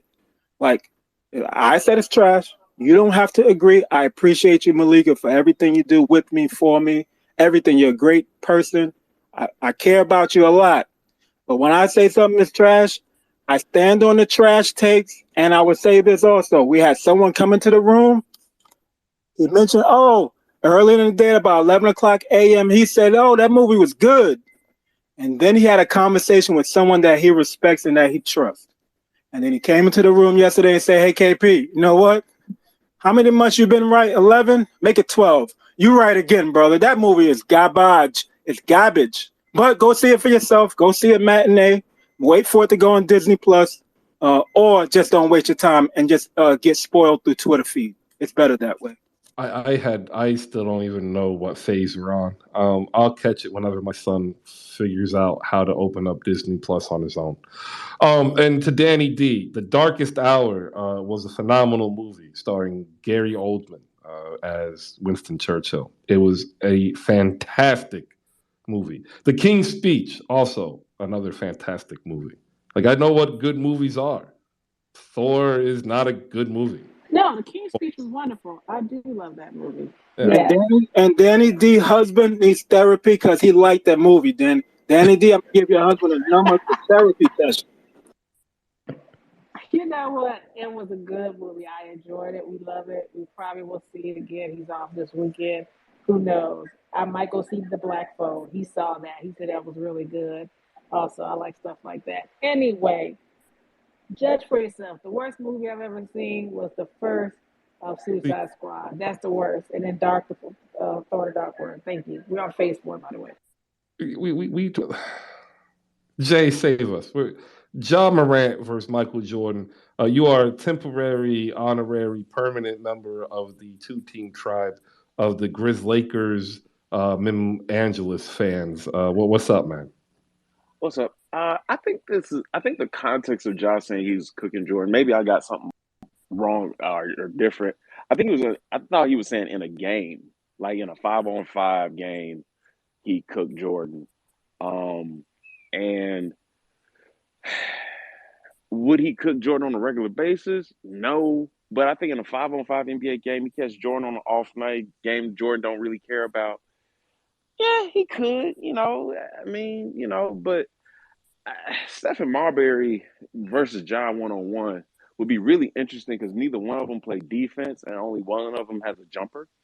So the question is, can Ja dunk on Marbury or finger roll on Marbury 11 times before Marbury can stick 11 jumpers, right? And that's a really, I ain't gonna lie, I would pay to see it happen. Like if there was a way to make that happen, I would watch that 1-on-1 game. But Yeah, The like Shawshank Redemption, also a very good movie. Shawshank Redemption. Yeah.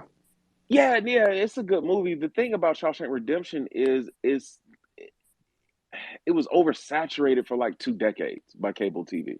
Oh yeah, So still a good movie. yeah, yeah, Just but Danny saying I wouldn't know what a good movie is. It's just got me feeling some kind of way. It really yeah, does. yeah. No, Chris, let me ask you this: what's your favorite comedy movie? Um, Trading Places. no, it's Trading Places up there. I would probably say Harlem Nights. Okay, okay, solid choice. Okay, okay. I just need to know like if your movie takes were kind of like your food takes, where you're just kind of anti-fun. So I Well, just wanted to know where the line was. no, you've got Harlem Nights, Blazing Saddles, Yeah, um, that's funny. probably Monty Python series. Yeah, that's In terms solid. of comedic writing. Yeah, Yeah. that's solid. Anything like recent?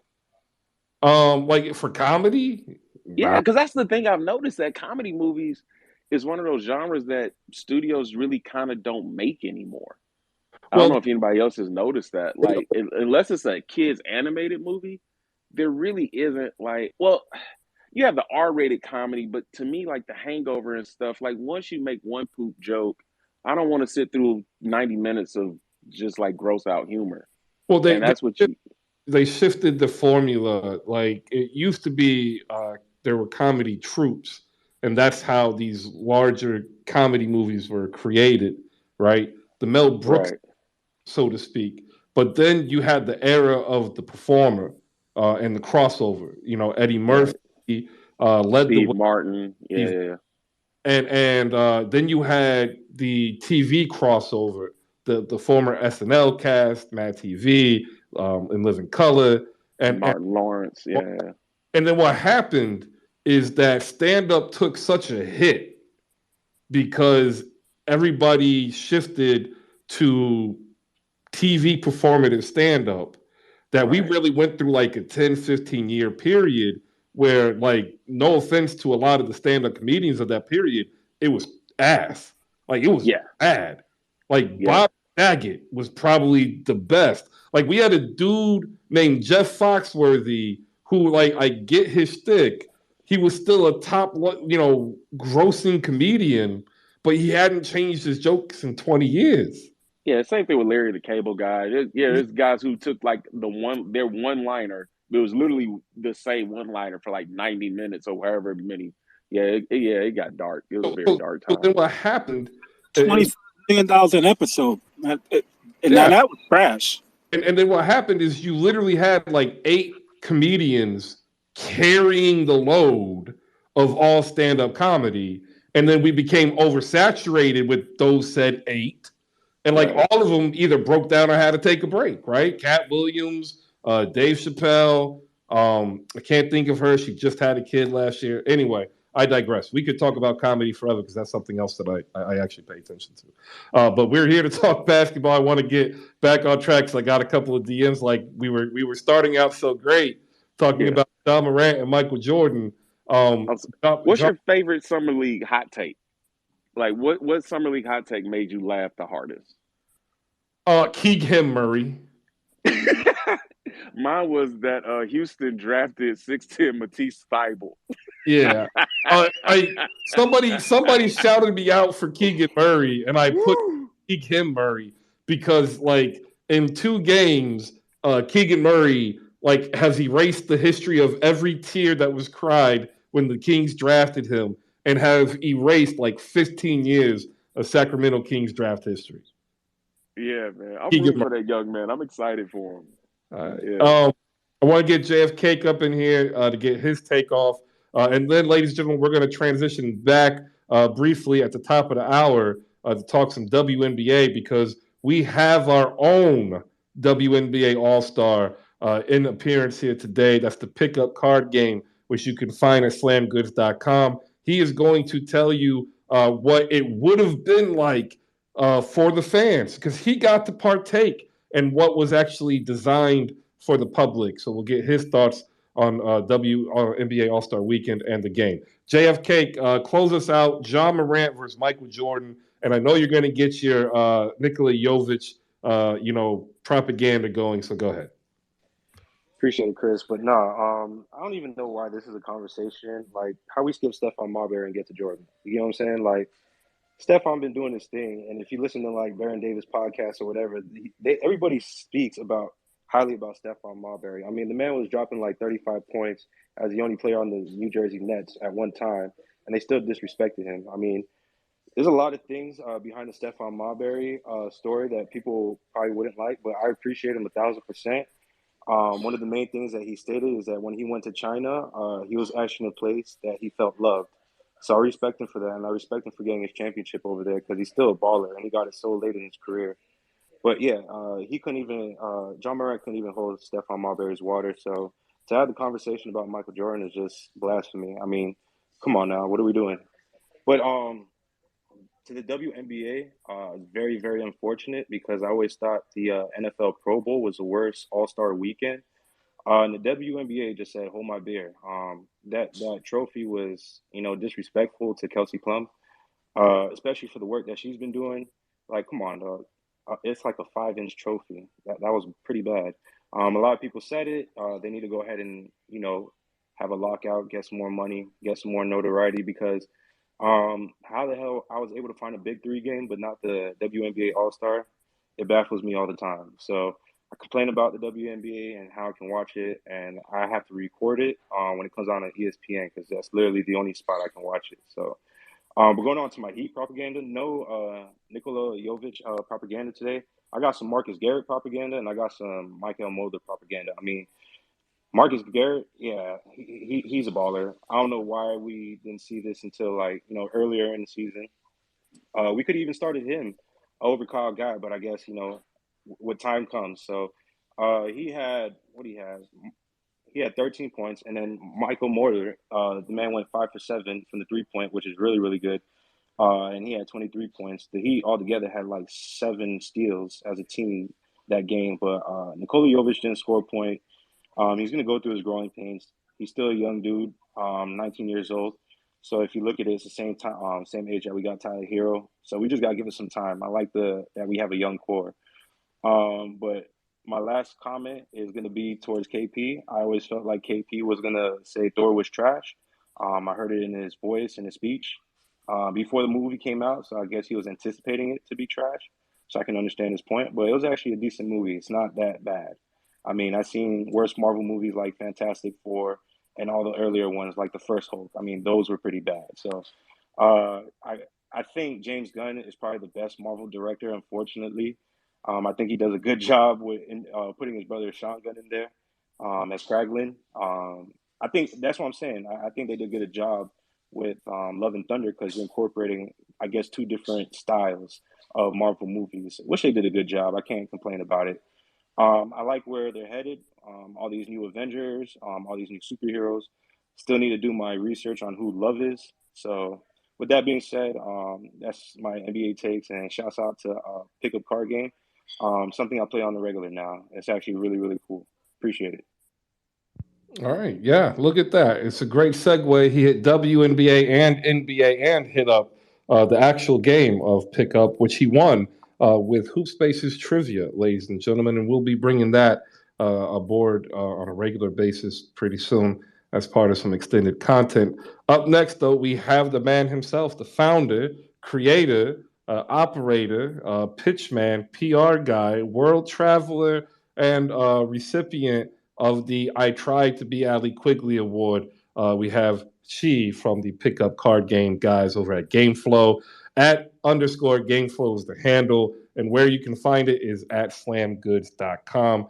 Use your Google machine, Google Slam Goods Pickup, and it'll take you right there.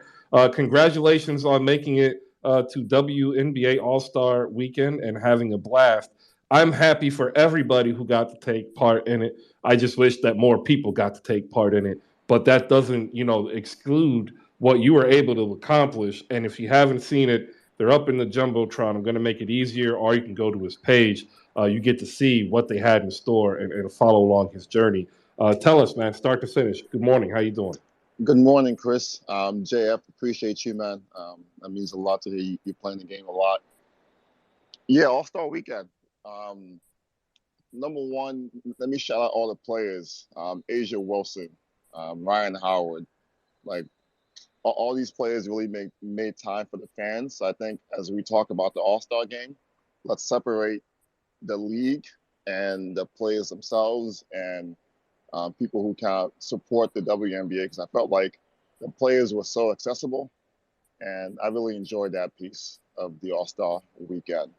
For me, I came really just trying to, because I'm trying to meet people, I'm trying to network, and so I was doing a lot of that, and it was easy to kind of go around and talk to players, especially if you stayed at the hotel. So the hotel which the players were at was a Marriott, and I think most people just could kind of walk in there and meet and talk to players, which is cool. But the WNBA itself, in terms of the All-Star Weekend, it was a clusterfuck in the best way possible. For me, I got here Friday, and then on Saturday I was trying to find the fan fest. It was called WNBA Live. I spent about an hour walking around trying to find it, and so I eventually found it. Once I found it, it was fun, but I think it could have been a whole lot more just organized, right? I felt like there were times when there were events which were private events, and fans couldn't go to those events, but we had no idea those were private events, and so people were confused. People were annoyed at just the lack of communication from WNBA. And so I think moving forward, right, it seemed like this was kind of last minute. Let's pick Chicago. Let's pick this weekend because it's the same weekend as Nike Nationals, EYBL, and then let's make it happen. I would love to see the WNBA announce the city maybe a year ahead of time and let people plan out their tickets, their hotels, right, and kind of plan what they can do to be involved, because it was just a lot of disorganized events. That's my general take, Chris. But once again, I think the players were so down to earth, man. I mean, Asia Wilson, I met her on Saturday morning at the Fan Fest. I called her Miss MVP. Had a little quick chat with her. Alyssa Thomas, just walking by, I'm like, what's good, AT? Talk to her. And so for me, I think once again, I mean, these are human beings, and so for them, they love fan interaction. And so the NBA, the W needs to lean into that and have the players kind of be out there some more with the fans. I feel like next year, I hope next year that people don't have a bad taste in their mouth from this year. I hope people support the WNBA All-Star Game next year and come out and don't take all this negative press that's going around as a way to say, you know what, it won't be good next year. We got to come out there and support them. We got to come out there and make our voices be heard, but also talk about the good things that happen during the All-Star Game. The fact that Sylvia Fowles dunked the basketball in the final All-Star Game is amazing. But I hate the fact that the conversation is now about let's make the 9-foot rim for WNBA basketball players. That's not the convo it should be happening. It should be, okay, Sylvia Fowles, this amazing woman, 36 years old, her last All-Star game had a Kobe Bryant type moment, right? That should be a headline. But no, it's about 9-foot rims. It's about a small trophy. Kelsey Plum, right, tied the All-Star game record for 30 points in the game. She tied the record set by the great Maya Moore. No one's talking about that. We're talking about the tiny trophy. So I think there's a lot which the WNBA did wrong, which left a bad taste in people's mouths. But overall, I had a good time.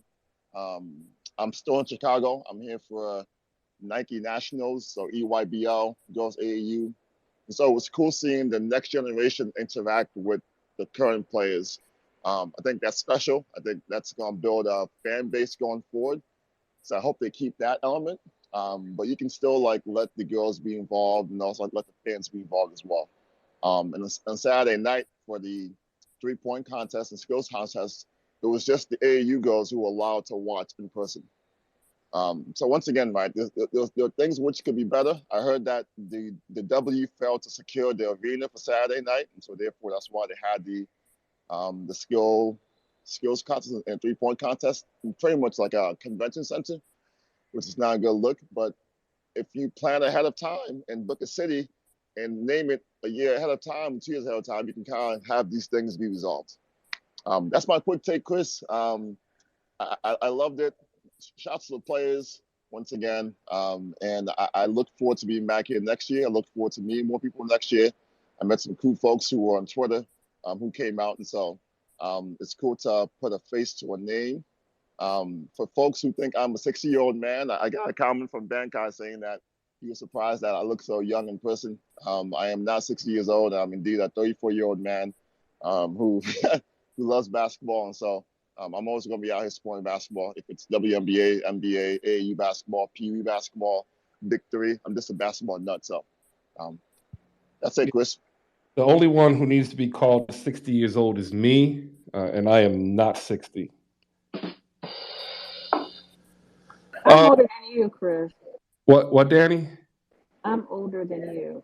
Yes, I already knew that. I'm very good with ages for some reason. Horrible with names.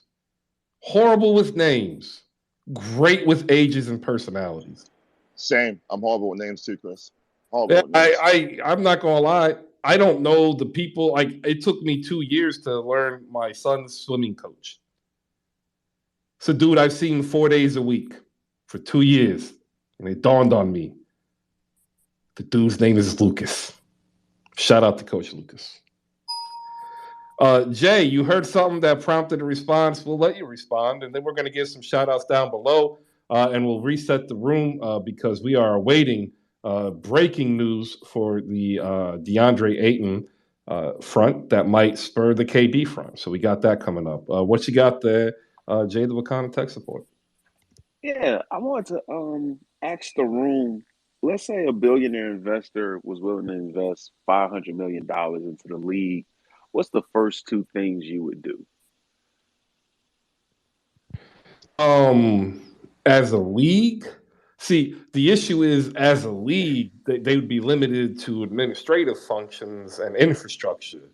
Part of the issue is that there's a disparity between the lower owner valuation and the higher owner valuation. So not like necessarily pumping that money into the league might not actually solve what might be the main problem. It would just patch it over and make operations much more smooth.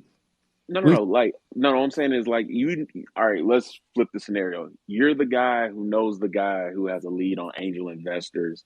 You're negotiating on behalf of their investors. You want to put $500 million in the league, but you have these two demands. What are your two demands?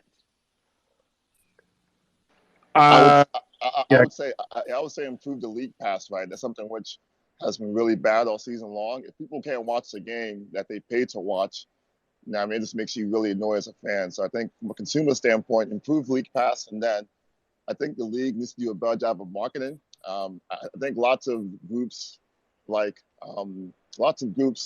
do a great job, but the league itself does not do a good job of marketing its players. So league pass, and then do a better job of marketing players. The problem that I have is, like, if it's that large of amount of money, I need to see the streamlined organizational flow chart, and I want to see an expanded modus operandi before I would even bother bringing it. Like, I don't think they have a charted course, and I don't think they have a standardized reference model of what they want to do, right? I always get this feeling that they are very haphazard, right? That they are bound to the moment, and they try to steer their ship to avoid rough currents of, angry fans versus, discontent players or lack of profit. So if I'm pumping in $500 million, I actually want to see a 10-year incremental plan from buying devalued property in cities to create a league infrastructure where the owners would be renting the venue as opposed to owning the venue, to create a level of self-sufficiency to know that my investment would actually last longer than when the money ran out. That's what I would want first. Second would be a long-term collective bargaining agreement that gave a broad standardized right or writ for players, increasing salary, benefits, retirement, and creating a secondary access for revenue generation. So essentially building a one-stop shop that would allow the WNBA to help facilitate brand placement better than what they're doing currently. Those would be the two things that I want. Sorry for the long draw. Yeah, and prime example, right, at the WNBA Live, the outdoor fan festing, it was pretty packed on Saturday, right, until people got kicked out for the Chance the Rapper concert, like, which is wild because a bunch of fans were there enjoying themselves. They got kicked out. Kathy Engelbert said that the reason was because they were worried that there might be some gun violence if it was a public event. That is the biggest piece of crap I've heard about my whole entire life, right? And then so Sunday for the actual game, no one came to the WNBA Live to watch the All-Star game. It was dead empty. Like, it was a DJ, like, hey, come up to the stage, watch the game. It was empty.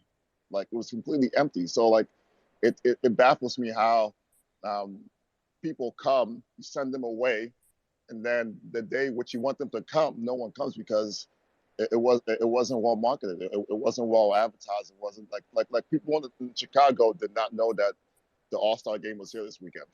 I kid you not. People who were here locally, unless you're a Sky fan, you had no idea the game was going on. And so I think small things like that, right? There's ways to get new fans involved. Like, there was a 3-point shootout contest at WNBA Live, which I did. The video's on there, but that was really fun to do, right? And tons of folks who came to the event did that at least one time. But it's a saying, right? If a tree falls in the forest, no one hears it, does it really fall? If you have a WNBA Live event with a bunch of cool activations and no one knows about it, then why have it at all? Good. It's a good question. I want to give TJ a chance to get her voice in here. She's been quiet listening to the show while she's working. I also want to give her a chance to tell you where you can find her content, because I've gotten a lot of great feedback from her take on WNBA All-Star Weekend. TJ, what you got for us? Thanks, Chris, again. I appreciate it.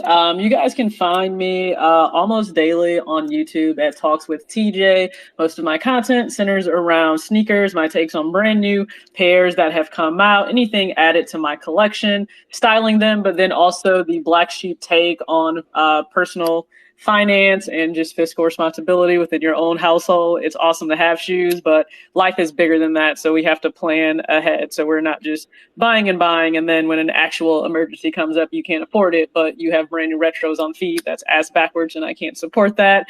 And then every Friday night, 8:15 p.m. Eastern here on Twitter, myself and friends, Jazrae Allen Lord, one of the great strategists within sneakers for women and especially Black women within the industry, and then Shake, Los Dad, and then James, we host the Kickback. So we will talk all things that happened that week in sneakers, whether it be about style, brand new pairs that have dropped, designer, StockX always in some mess, legally or with authentication, and just allowing people to come up on stage, the same as Chris, to give their thoughts. Of course, because like basketball, sneakers is a community, we love to get everyone's take. So you can find us again every Friday night, 8:15 p.m. Eastern here. We go usually until about 9:45 to kick off your weekend. So hopefully you guys pop in and be sure to grab a mic. Absolutely. I've been in a room a couple of times. I am not a sneakerhead, so I get lost.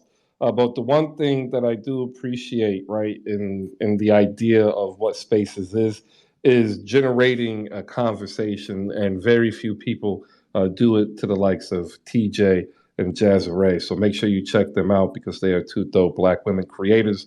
And I want to use that time also to move on, despite what you want to think maybe of her personal politics, to give a shout out to somebody I've actually met. Shout out to Condoleezza Rice, ladies and gentlemen, the former United States Secretary of State, has now joined the incoming ownership group for the Denver Broncos. So, regardless of what you might feel of her personal politics, to see a black woman join the leadership and ownership group of an NFL franchise is a positive in my book. We'll go to Slam Goods' own best-selling card game, the pickup card game, for his response. Then Danny after him. Yeah, last comment, Chris.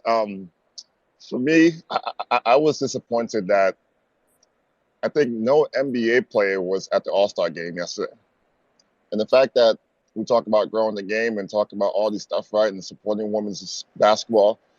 I know guys were at Las Vegas for Summer League, but yeah, just take one day and come to the All-Star game and support your colleagues, right, and kind of be there in person. So the fact that I don't think when NBA player came to All-Star game, to me was a big disappointed because it was a chance to really take a step towards putting action behind their words, not just having a bunch of TV commercials where you talk about equity and all this stuff. So that's something which I think needs to be talked about as well. If we're going to criticize WNBA and the league and Kathy Engelberg, let's criticize these NBA players who did not show up this weekend at all. So Yeah, I know that there were a few, but I think they were only those who were either related or were in a relationship. Everybody of note that usually would be at an event like this was at Summer League, and that was actually part of the original title too, because it created like this horrible optic thing with Pelinka, Woj, Masai, and Sean Marks. But you're right, like it wouldn't have hurt, and some of these players could do better. Like that's just the truth. Danny, your thoughts? Then we also have a new voice on stage. Saint from Nets Kingdom has joined us as we apparently have entered Ayton Watch. Go ahead, Danny. Like I said, we just need more investment, better app. Listen to the fans when we tell you something. We know because we love the product. Hey, Wiseman looked good last night. Kaminga came to play. Somebody must have whispered in the ear, let him know your spot ain't solidified. Okay. What's that little young man name? The White Chocolate 2.0. McLean. He played good last night. I want him. McClung. Thank you. Georgetown and Texas Tech's own. Yes, McClung. I like that. I have words on my tongue. McClung. I want that boy. I got to get him away from the Lakers. They'll ruin him. Anyway, that's all I got for right now. Man, I love it. All right, we have officially entered the Ayton Watch, and I was going to use the Twilight Zone, the old Twilight Zone's sound effect because it's beyond the copyright period for YouTube purposes, and then when I go about it, find out that I can't because somebody actually had bought it and used it for something and reset the cycle. I had said I'm going to do this for like a week, ever since I kind of realized that the Nets were waiting. Up on stage, joining us for Ayton Watch, which is really just the code for KD Watch, Saints from Nets Kingdom. And I want to add in, the Boston Celtics have agreed to the 2-year deal with Danilo Gallinari for $13.3 million, which had to be put on hold because of the Malcolm Brogdon signing trade, because Brogdon had to submit his physical, which he passed. Saint from Nets Kingdom on YouTube, a dope platform. I enjoyed going on there. I can't wait to do it again. He also holds spaces here, and I got to get with you because being powered by audiolabs.io, we want to be able to get you to be able to move your spaces content to YouTube. We'll talk about that offline. But your thoughts so far on free agency, WNBA weekend, and the news that we might see DeAndre Ayton sign this tender, which will open up a possible Kevin Durant trade. What's up, Chris? What's up, guys? Yeah, you know what? Earlier you said I needed to take a healthy step back because it's the amount of language and noise and this reporter saying this and then backtracking. Like, I had to take a step back because this whole situation is ridiculous. So for me, starting off just looking at this Ayton, I'm all for it because I want nothing to do with Ayton's a good player, right? Like I don't want to crap on him, but I just don't. That's not my vision for the Nets, and I'm trying to do anything that gets these individuals not traded right now and pushed back even further. That somehow they get into training camp and they have to play a little bit before if anything happens, and hope that this front office and these players can figure this out. Because for me, outside of it, no trade and nothing else is better than these guys staying. I'm just not sure if it's repairable. I'm all for this because every trade scenario that I've seen for Kevin Durant and Kyrie Irving has been laughable. There's only a couple that I would accept from the Raptors and the Pelicans, and we just know that they're not going to do that. They're not going to gut their teams. Who knows if that changes later? But it's like most teams are set with what they want, and everything has been underwhelming. And I have to applaud the front office for not biting. As frustrated as I am with them, it's like just not settling, right? Like you could go into a huge different conversation about what he's really worth, this and that, but it's like, bro, at the end of the day, we're talking about Kevin Durant. You put him on your team right now, you are almost an instant lock into the playoffs. So I'm actually happy. I'm happy that this Pacers Ayton news is coming up, and I hope it happens because it kind of really pushes the Suns further away from us being able to make a deal. Quite honestly. Going from the Nets to a team that seems to be having just as public view of their offseason, the Los Angeles Lakers are in this summer league soap opera.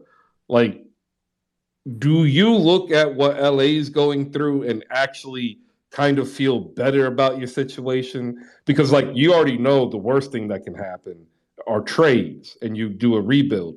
But you also know that they could go to a point where they'll say, it's just not worth it. We need to push through, even if it lasts only to the trade deadline where you get a better deal. Or maybe playing together and winning creates a better coalition because winning cures all. When you look at the Lakers, do you just laugh at them? I do. I actually been talking to a couple like respectable Laker fans that are not like delusional, like in the DMs, and we laugh at each other because it's like we're both just like there's so many similarities, there's so many issues. It's like you if you separate and really look at like Lakers fans and like the legit ones, that they realize like they're not in an easy situation to move on from Westbrook, and teams are not lining up. And it's like I know they have this wishful thinking that they're going to get Kyrie, they're going to get Seth, they're going to get Joe Harris, they're going to get all these good things back, but by moving off Westbrook and not including anything else, like, and just think that they're going to come out shining on top is laughable. It just, yeah, I mean, it's nice to know misery loves company. I'll just say that, right? Like, I can't really stand up here and say the Nets are in a better position, but yeah, it is funny. It is funny to know that we're not the only dramatic team out there right now as far as like what is going to happen to your future. I think I Go ahead. think it's because that people are just like, would you rather win one title only, or would you like to win over the next 10 years? Give When you look at the situation involving New Orleans, or involving Toronto, for example. Other than And the other thing is, why would a team try to help the Lakers with their situation that you wouldn't see them, like, what's the benefit for us if you're going to take this guy and take it off their hands? So it doesn't make sense for anyone to try to deal for Russell Westbrook given that situation. Well, it gives them $47 million of cap space next year, as well as draft compensation. Like if you're a team and you're San Antonio, or you're maybe Utah, and you're not going anywhere, but you want to clear off as much money as possible to enter a rebuild where your owner isn't on the hook for 120 million plus luxury tax, and that's why they do it. It's just better business for him. Go ahead, Saint. Get your reply in. No, I mean, it just like sitting back and just kind of watching this. It's like all the teams that are willing to deal with the Nets right now. It's like everything. Like I'm not buying into this whole thing that like you should just take what we are offering you for KD and Kyrie and just be happy, because that's ridiculous, right? Like the longer you wait, the better I think it is for the Nets. And on top of that, it's like, we had an argument about this in the spaces that like, yeah, people were caught off guard by the Kevin Durant request trade. Yeah, was it maybe there in the back of your mind? Of course.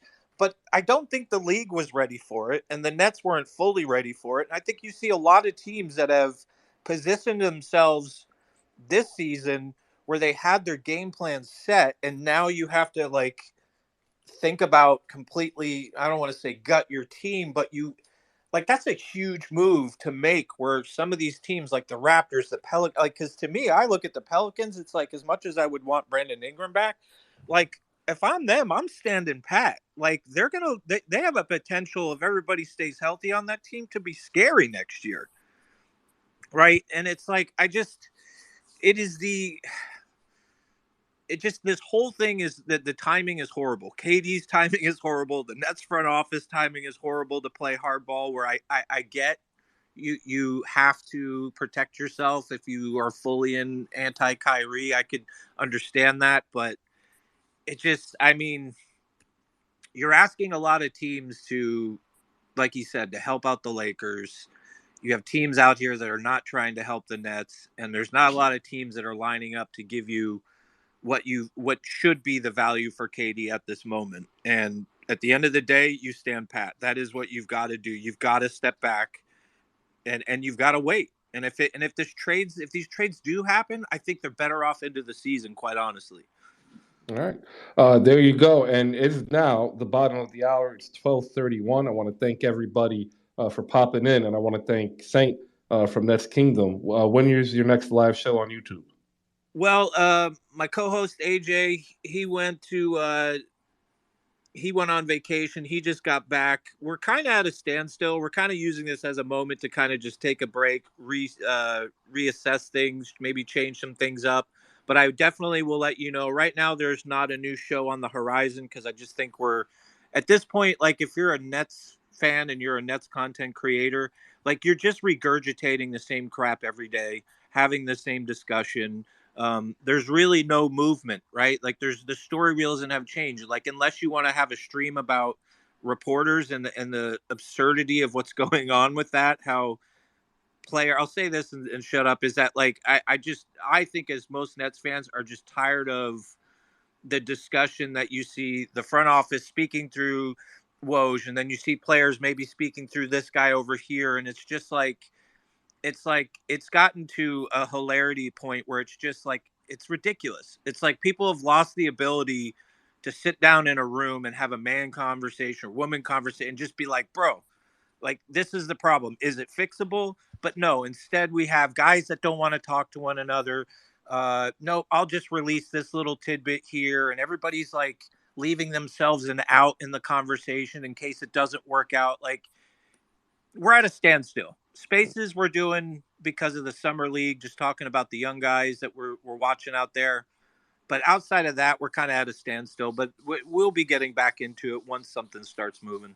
All right. I also want to report to the good people in the audience that John Wall is healthy and happy to be with the Clippers. He's also happy to not have to be Batman, because even John Wall realizes Batman is overrated. I knew that was coming, Chris. I knew that was coming. Hoop Spaces Ryan has joined the stage, and we have some time for trivia. And I have still, as of yet, picked a new trivia sound because of copyright purposes. I want you to close your eyes and hear the sound of your favorite game show theme song now. And go. And we have Hoop Spaces Ryan here with some trivia. Ryan, I know you only have about 15 minutes. The floor is yours. Take it away. Good morning, everybody. How's it going? Chris, how's your morning going? Well, It's going well enough. My son is in the background fighting the work that is required to be done, and I am hosting the greatest NBA and WNBA conversation here on Twitter Spaces Monday through Friday, 10 a.m. Powered by Audiolabs.io. Yeah, you should find us over at YouTube where you can hit the subscription button if you happen to miss an episode. All right, I'll jump right into it since I am limited on time. Everybody with a speaker role, feel free to jump in. Your name is your buzzer. I'm going to jump right in. Chris, you may have heard some of these before because you have done a lot of these and you have helped me form some of these trivia questions. So I'm going to rule Chris out. But everyone else with a speaker badge and ability, feel free to jump in on these. I'm going to jump right in. The first one is, I'm going to list a bunch of players. And the question is, who scored the most points per game from this list? The list is Charles Barkley, Shaq, Kobe, Larry Bird, and Karl Malone. Again, who scored the most points per game from the list? Charles Barkley. Yeah, I'm just trying to give you some. I'm thinking it's Carl. Yeah, I'm gonna go with Shaq. Think Karl Malone. Say your name to buzz in. JP says Karl Malone. Triz says Shaq. JP says Karl Malone. Karl Malone is correct with 25.02 points per game. That's right, yeah. All right, moving on. Your second question is, Magic Johnson averaged 2 more assists per game more in the playoffs than the person in second place. How many assists per game did Magic Johnson get in the playoffs? Pickup card game, Go 11 assists per game. Incorrect. JP says 13. That would be incorrect. Saint says 8. Incorrect. Triz says 10 assists per game. I feel so bad right now because I know this answer. I don't even need to look at We're about to go and let Chris answer it. Anybody else? Saint 9. Incorrect. Rounding down, it's 12 per game. 12 points. It is 12. And Chris, do you want to give us who's in second? I don't remember who's in second. My guess was John Stockton. That is correct. John Stockton with 10 assists per game in second place. Gosh, I'm really good at this. All right. Our third question of the day. LeBron James, Tim Duncan, and Kareem Abdul-Jabbar are 1 through 3 in playoff minutes played. Who's number 4? Elvin Hayes. Who? Say your name to buzz in, please. JP says Elvin Hayes. So. Oops, wrong. Pickup card game, I'm going to go with Tony Parker. That's incorrect. TJ, can you still want to go with Kobe Bryant? Kobe Bryant is number 4 with 8,641 minutes played. Congratulations. All right. Everybody give Riz or Triz a round of applause for getting Kobe Bryant. I thought that was a surefire. Everybody. That was me, Chris. That was TJ. Yeah, I'm not going to take credit for it. I thought I heard Triz say it first. Nah, that was TJ. I'll give her the credit. They'll give credit to TJ. My bad. Everybody, I'll subtract a point from a point, Chris. and give TJ the point. All right, my bad. I thought I heard him say it. He said something wrong. I heard it wrong. My bad. I suck. Well, you get to win something, TJ. Do you want to know what you get to win? Do I get applause and respect within the space? You absolutely do. Everybody, give a round of applause and shoot TJ a follow for getting Kobe Bryant and also allowing some levity for my mistake. Thank you very much. The points are meaningless, by the way, if you didn't know. Oh no, I tune in. I know. Although I will say, dang, Ryan, the bingo card thing, we got to do it. I thought I figured out a way to create this interactive bingo game while we play Hoop Spaces, or actually while we have Hoop Spaces, we can play. Yeah, let's do it. I'm totally on board. I hope everybody enjoyed a little quick hit trivia. We'll do it again soon. Absolutely. we got to pick out the day so we can get into the trivia space where we just have trivia spaces. And today's the day that I write up the rest of Benchwarmers. I did the reading yesterday, and I just couldn't sit down to type it. But Reese Rebel 31, that's the handle. She did her end, and I'll do mine. Benchwarmers, if you haven't heard last week's teaser with JFK and Nat, it's a great debate format, kind of those like First Take and Undisputed. We're going to have some preset topics, and you're going to have a chance to bring your own. And you know what? You're going to want to debate, and you're going to want to do it to win. Because if you lose, you're going to get kicked off the stage and put down to the bench. Maybe there'll be a prize. I don't know. We'll figure it out. All right, I got 12:39 on Ayton Watch. KD trade next is the question. But before Ryan goes, I want 30 seconds to talk about the Lakers drama. Rob Pelinka trolls like no other GM in the history of the league, not named Jerry West. Ryan, your thoughts on seeing Rob Pelinka at Summer League talking about nothing but mentioning everything all in one breath? I'm just laughing at Summer League now being less. Has anybody else noticed that all the stuff coming out of Summer League is basically all the narrative about the trades and what people are talking about on the sideline, where people are sitting, how their eyebrows are, how they're covering their mouth, and people are not talking about the games anywhere near what they used to. Me, Summer League used to be, man, did you check out that dunk? Did you check out that play? How's this guy looking? How that guy looking? And now it just seems like it's 90% that. How did Braun look? How did, Pelinka and Woj and Sean Marks? They were standing in a semicircle and all that jazz. It seems like now we're watching a high school drama. I think KD had a tweet coming out about it, talking about how it's just all a high school drama now, and I fully believe it. Personally, I'm sick of it. It just seems like this is the summer of drama. It's silliness. I guess people love the drama, but I don't know. Me, I miss the basketball. I want to watch hoops. That's just me. I don't know. Am I alone on that? No, you're not alone at all, man. You're not alone at all. It's transactional, transactional politics right now.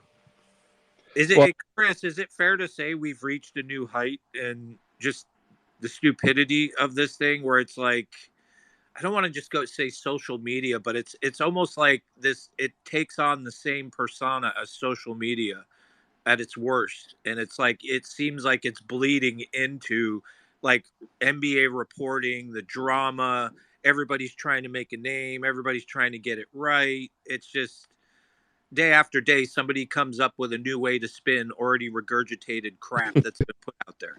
Well, so like I'm in a bevy of group chats, like surprise, right? Like maybe we all are, I don't know, but like I purposely like have sought out certain group chats for certain reasons, and like there is some truth to this, but like it's the greater emphasis, I think, is the fan overreaction. Like the Suns fans are losing it right now. Like they are, it is 5-alarm fire. It is, if Ayton is gone, I will no longer care for this team if it's not for a trade for KD. Like if there was a trade for KD, y'all would have made it. Yeah. Right? Like Ayton doesn't want to be there because the team never made him feel like they want him there.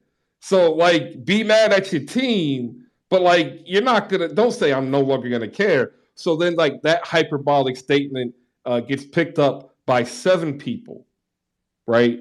Whereas if the person says I'm going to be disappointed, but I'm gonna still root for my team because that's my team, that might get picked up by 1 person. So then you get that amplification, and because it carries the negative connotation and charge, once it reaches the mass, everybody's like, oh my God. And it's sitting here like, yo, be mad at your front office. If they maybe perform their job better, you wouldn't be in this situation. And like that is what their job is to do. And that is the basis of the deterioration. And then because these platforms provide a level of access because the players are the most visible athletes in the world for the most part, unless you're super famous, right? Everybody wants to be on the come up. And the come up is scooping people, right? Like, I've got to get my name out there, so I'm going to either say salacious stuff to get attention, a la Undisputed and First Take, or I'm going to try to beat the very people whose sole job in existence is to break this type of story. And that leads to the one-upsmanship, specifically here on Twitter, and like misinformation and like sources. Like, we should retire that word. Nobody should use the word sources coming out of this summit, right? Like, if you use the word sources, that's a demerit. That's just a demerit across the board. And that's why I say stupid things like, hey, today maybe, might, possibly, could be, probably, possibly a day where we get some news. Like, it's at this point asinine. Go ahead. I mean, no, it's true, because spaces have gotten to the point where people are talking of, well, this guy, I know this guy that's like second cousin, my best friend's second cousin that's close to this camp told me this, and I know it to be true, right? Like, and that's what you're hearing a lot of as well, where it's like, yeah. And that's why, like, I don't know, I don't, listen, I'm not saying him anything, but it's like, if some people have paid attention to my most like recent tweets, it's like, I keep pulling back, and it's like, bro, like, you have to, like, you can't dive into this. Like, if you're that obsessed with your team, like I am, and you're a content creator, it's like, this shit could drive, excuse the language, could drive you nuts. But it's like the level at which you're choosing to believe something. And that's the other thing, the level of narratives. People are no longer trying to look at things in a balanced way, weigh out both sides, take in all the information. It's narrative or die. And that leads people to place things out there and say things that are just not true. And it's sad at the end of the day. It really is. That is a big proponent of why, when I started this, the direction that we've done, that we've gone, and like, I am using I because I'm being told that I need to use I tend to use we, because that is what we have become. But in this instance, it was me sitting down and planning, and that complaint, that Saint, that you have, is why I haven't watched ESPN programming for 6-7 years, right? Like, if it's on my friends, my neighbors, my family's TV, or at the doctor's office, okay, but like, I'm not missing it. And then secondly, when they went into the super paywall stuff, like, that was crazy. But then everybody wanted to try to do the same thing but better, and all it is the same thing but louder. And I'm here, like, get your propaganda off. We want that.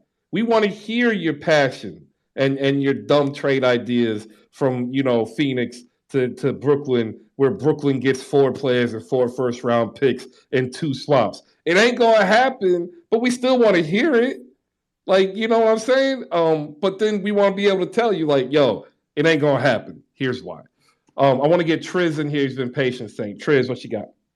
Hey, how you doing, man? And this is such a really interesting topic because my fan base, we're dealing with this currently, where we have a very large sect taking place between our fan base. I come to you humbly from the great and right now currently troubled city of Charlotte, North Carolina, where the Charlotte Hornets reside. And let me tell you, we have a sect of 2 different fans that have developed. We have fans I call the silver linist, where they try to find the silver lining with anything that the management has done. And then we have the realists, which sometimes get confused for the LaMelo Ball fans, who are hypercritical of what we have seen, because we've seen it has not made any growth for us, while we've seen some regression from the rest of the league. Or excuse me, progression from the rest of the league. So one of the things that's really, really troubling with us is we've seen a key example is this Jalen Duran trade where we end up drafting Mark Williams. One of the things that's been incredibly unfortunate is Mark Williams over 2 games has shown me that he is not going to be what we need. Unfortunately, we have Jalen Duran performing and doing everything that we would have needed for this team. Yet at the same time, our fans on one side are saying Mark Williams is doing great. He's really good defensively, whereas the stats are not showing that. However, they come and tell us to not look at stats, which I'm incredibly confused by. So, just to say that this is something that I think is troubling the entirety of the league, where you have some realists and some folks who don't necessarily understand what they're seeing on a consistent basis. So. Yeah, look, Mark Williams is a project. He was always a project. He has the physical tools, he has the measurables, but he's a project. I had said this to a Duke fan, and shout out to Duke fans. You might be the only fan base that makes the Los Angeles Lakers fans look rational. Shout out to me. I'm gonna give myself a point for that. And it's like, hey, I like what he possibly can be, but like if you watch him in college, he's gonna need 2 or 3 years because literally every big man needs 2 or 3 years. But that also is the problem too, where like in 2 summer league games, you're saying I already know he's not gonna be what we need him to be. Like that's just a pretty inflammatory statement. Yeah, and here's my thing, and I'll just put it like this, right? We have a center who's been here for a while now, named Nick Richards, right? And a lot of these 400 fans will say, well, Nick Richards wasn't necessarily playing well, this, that, and the third. However, Coach Surkamp made a decision to put Mark Williams and Kai Jones on the bench and then to play Nick Richards at the end of the game, which we end up winning our first game in 3 years, thanks to you guys. No offense. But the thing that's really, really interesting was the reason he played Nick Richards was because he was able to garner blocks and actually generate some offense. He ended up with 14 points, 9 rebounds, 3 blocks. Now you look at Mark Williams' stats, he had 3 points on several missed attempts, right? He had 7 rebounds, 3 of them were also rebounds, which mostly came in one possession where he missed a dunk 3 times and then got it and then finally got it the last time. So it's just like when I see these reactions, and then I see who we drafted at 13 and traded to Detroit and Jalen Duran and all things to do with Jaden Ivey and that team, I get really upset thinking we have this and Mitch Kupchak has really let our team down. And then subsequently we have Hornets fans who are essentially parading around trying to protect this, saying that Mark Williams is going to be good for us, Mitch is doing the right thing, and obviously that's not true. You know, it's just a really crazy situation. The issue is that there is not enough data to say whether that's true or not. That's the problem. Like Mark Williams is as every bit as Mitchell Robinson was every bit as Jakob Poeltl. It's going to take 3 years. Like you won't see it until he gets that second contract. Like that's just the truth. But don't they have like PJ Washington already there? PJ Washington is a 6'6", 3/4 inch. Yeah, PJ's a 4 at best. And the issue is we don't have 3 years. You know, we have LaMelo Ball on contract for another 2 years or so. Well, then he has to decide what he wants to do. Because he'll play that first year minimum of the rookie max. He'll play that because they'll re-sign him, and then they won't be able to trade him for like 6 months. And then even if he wanted to leave, he's not going to push himself out at the trade deadline. Market for him would be better in the offseason. So you got him for 3.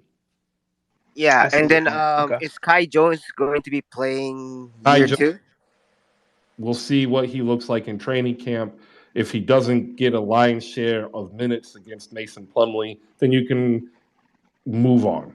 What we'll say about Kai Jones as a fan that's watched these past 2 games, our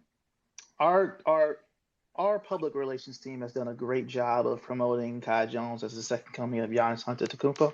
He's not that. He's a project still. He has a lot of issues.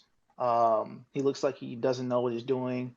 And he has, again, all the tools, as you say, but for some reason he doesn't have the basketball IQ to understand that he's best when he's under the rim. When he's closer to the rim. For instance, just so you guys understand this, he shot 10 threes in his first summer league game and hit 0 of them. Well, he was told to take those shots. I understand. He shot half of them though in the first half. So nobody told him to stop shooting. Is JT Thor ahead of him already? Well, I've got I think so, yes. to the Hornets organization. Like they are like you have to understand what summer league is. It's a cycle. Yeah. And this cycle is the cycle for people like Kai Jones to take 10 threes. Like that's just how it is because they're wanting to see how he's progressed, and the only way you see the progression is by repetition, Okay. right? Do I Like need that. to take 10 threes to know if he can shoot threes though? Well, it's not about taking 10 threes to see if he can shoot 10 threes. It's Gotcha. taking 10 threes in game action to see how he reacts. Gotcha. Yeah, and that's why people see like people getting like 8 fouls. You know. It's muscle memory. Yeah. This is part of the process. He's still probably a full year away from giving you 25 minutes per game, but like he should be at the point where he's getting 18 to 22. That's what you want to see. Yeah, and he's not there either. I mean, truth be told, he can do a few things defensively, but his offensive game is not there, where he can not necessarily be a black hole if we put him in there in offense, you know. So that's what's kind of frustrating to me as a Hornets fan is I have to watch these two players who we've kind of prompted up to be, you know, the next leaders of our bigs, and we had other capable prospects, and we've kind of moved off of them. If you get what I'm saying. No, unfortunately, that's a history with Charlotte's draft, and that's a lot to deal with the fact that they tend to be at the back end of the lottery consistently as well. And then when they get at the high end, they draft Michael Kidd Gilchrist. I'm sorry, I had to go there. Oh, and Adam Morrison And also. the good news with Kai though is he dominated G League, right? And all of the measurables are there, and his per 36 also is there. Like per 36 is insane. Like it was 18, 10, 1, and 3. So like that type of flash shows promise, and that's why you're seeing him take 10 threes. The question is like how much did he develop and where can we expand his game? Yeah. And Summer League is reps. I want to get a big fan in here. It's 12:56. We got like 4 minutes left, ladies and gentlemen. Big fan. Sorry that you got a little bit of time, but happy that you did get time. I'll give you 60 seconds because we got to get ready to get up out of here. In the words of the great immortal John Thompson, R.A.P., former Georgetown coach. If you know what I'm talking about. Big fan. What you got? All right. Well, I'm gonna try to get through this as fast as possible. For one, I like the summer league. I don't think it's overplayed. I like that they made it important because it focuses on player development. For two, Cam, I'm a Brooklyn Nets fan. So Cam Thomas doing that to Nash is a good thing for the Brooklyn Nets. It shows that Nash is going to have to take accountability. Can't always put it on Josiah. Can't always put it on Sean Marks. Can't always put it on Kyrie or KD. Nash has to step up. Good coaching is synonymous with winning championships, and Nash cannot harden these shadows of Kyrie, KD, Sean Marks, or anybody. He has to step up and demand respect if we're going to be a winning ball club. Two, also DDJ, he took less shots the second game than he did the first game. I like that in his player development. You're developing a jump shot, but this shit ain't wet yet. You know what I'm saying? So keep working on it and facilitate more for DDJ. I see him becoming way more aggressive on the offensive side of the ball. I like it, but I think he should feed Sharp more and feed Gray more. Cam Thomas, again, he rolled his eyes about Steve Nash, but the truth is that Steve Nash told him you got to facilitate more and still look for your shot. I could have said that. Anybody in this spaces could have said that. A good coach tells a sophomore player how. Walk these players through the how, Steve Nash, and stop hiding. You don't make no comments, no tweets. Nobody hears nothing. The only thing I seen from Nash was a dance video with his daughter. Like, you got to step out the shadows and be a coach, be a man about it. You are leading men. LaMarcus Aldridge came back to win the championship, and you didn't even play him in the playoffs. Stop putting everything on everybody else. Step up and be a man and coach. And lastly, because I only got like a minute, I'll say that again, the player development is what's important. And I like the fact that Day'Ron Sharpe is going to get a bigger role. DDJ and Cam Thomas is going to get a bigger role. And I also like the fact that Sean Marks is saying no to the trades for Cam Thomas. We have to build from the draft. All of the winning ball clubs do it. And it doesn't exclude the Brooklyn Nets. You see it, and I could go on and on, but you understand what I'm saying. dope spaces. I've been listening this whole time. Next time y'all do a spaces, I'll be listening again. I'll just try to, add myself earlier so I can speak more. But shout out to everybody in the space. I had a good time listening. I enjoy listening as well. So shout out to Saint. I've seen him there. Shout out to you. Shout out to everybody in here. Yeah, man, I enjoyed the spaces. Appreciate it. And ladies and gentlemen, that is what we call a New York Minute. Where are you from? From Brooklyn. I'm actually from Brooklyn. And that's how I became a fan of the Brooklyn Nets when they moved to Brooklyn. That's my story, for real. Give you a point for that. People don't understand what the New York Minute is. The joke went over your head. All right, we're on our closeout, ladies and gentlemen. We are on the Ayton watch. I wanted to give you a quick primer, though. A lot of people don't understand what's going on. Look, if Ayton signs the offer sheet, which is what we're expecting, the Suns can no longer sign and trade him. The Suns have to work out a sign and trade if they want assets back for DeAndre Ayton. That is what's holding up this ordeal right now. So when you hear reports, listen, they can't sign and trade him if he signs the offer sheet. They have to sign him and trade him. They can match the offer if there's an offer sheet. So my guess is they gave the offer to the representatives who floated it to Phynx. Phynx then called Indiana, and they're probably working if there's any type of deal. And the longer it goes out, generally speaking, maybe there's another team. I also don't believe that if the Pacers are going to do this, I don't believe they're trading Buddy Hield. I believe this is something that DeAndre Ayton and Buddy Hield have spoken about, both being Bohemian and Descent. So I don't expect him to be moved in this deal. That comes, on the heels of expecting this news to come yesterday. And the only reason why it's coming today, Malcolm Brogdon required to take his physical for the Boston Celtics, which then allowed them to also sign Danilo Gallinari, allowing Indiana to complete the trade, thus creating the cap space there. Wow. I should get paid for this. Really should. I just want to add that, we posted on the Jumbotron already that Richard Jefferson's going to be reffing for a quarter at Summer League today. Boo. Nobody cares about Richard Jefferson longer. Boo. No, not really. It's good. It's good TV. It is. It's so WWE that they should do this every Summer League game. Bring it like Kendrick Perkins needs to be reffing a Oklahoma City, Los Angeles Lakers game. Make it happen. It's good for the sport. I want to shout out some content creators before we get out of here. Saint from Next Kingdom and Next Kingdom AJ are here. You already heard. We're entering, the dead zone in NBA content to the point where if you're not talking about everything in a general specific way, you're only regurgitating. But make sure you check them out here on Twitter. So shoot them a follow. Hey, Chris, can I add something to that? That is Sure. something that we are talking about, AJ and I, about opening it up. So we, like you said, you wanted to have some off-show conversations. We can have that. All right, there you go. See, one day at a time is the mantra. I didn't realize how busy I would actually become while also, doing other people's jobs in the future. Which, by the way, for those that are working at ESPN, Fox, and Turner Sports and the league who are in the room, little help. Like, y'all could just, say what's up. Especially the league office types. Like, what I put in a credential request last year. Like, it must have gotten lost. Help a brother out. All right. We have great content for the rest of the week here. Monday through Tuesday, or Monday through Friday at 10 a.m. Tomorrow is Tuesday.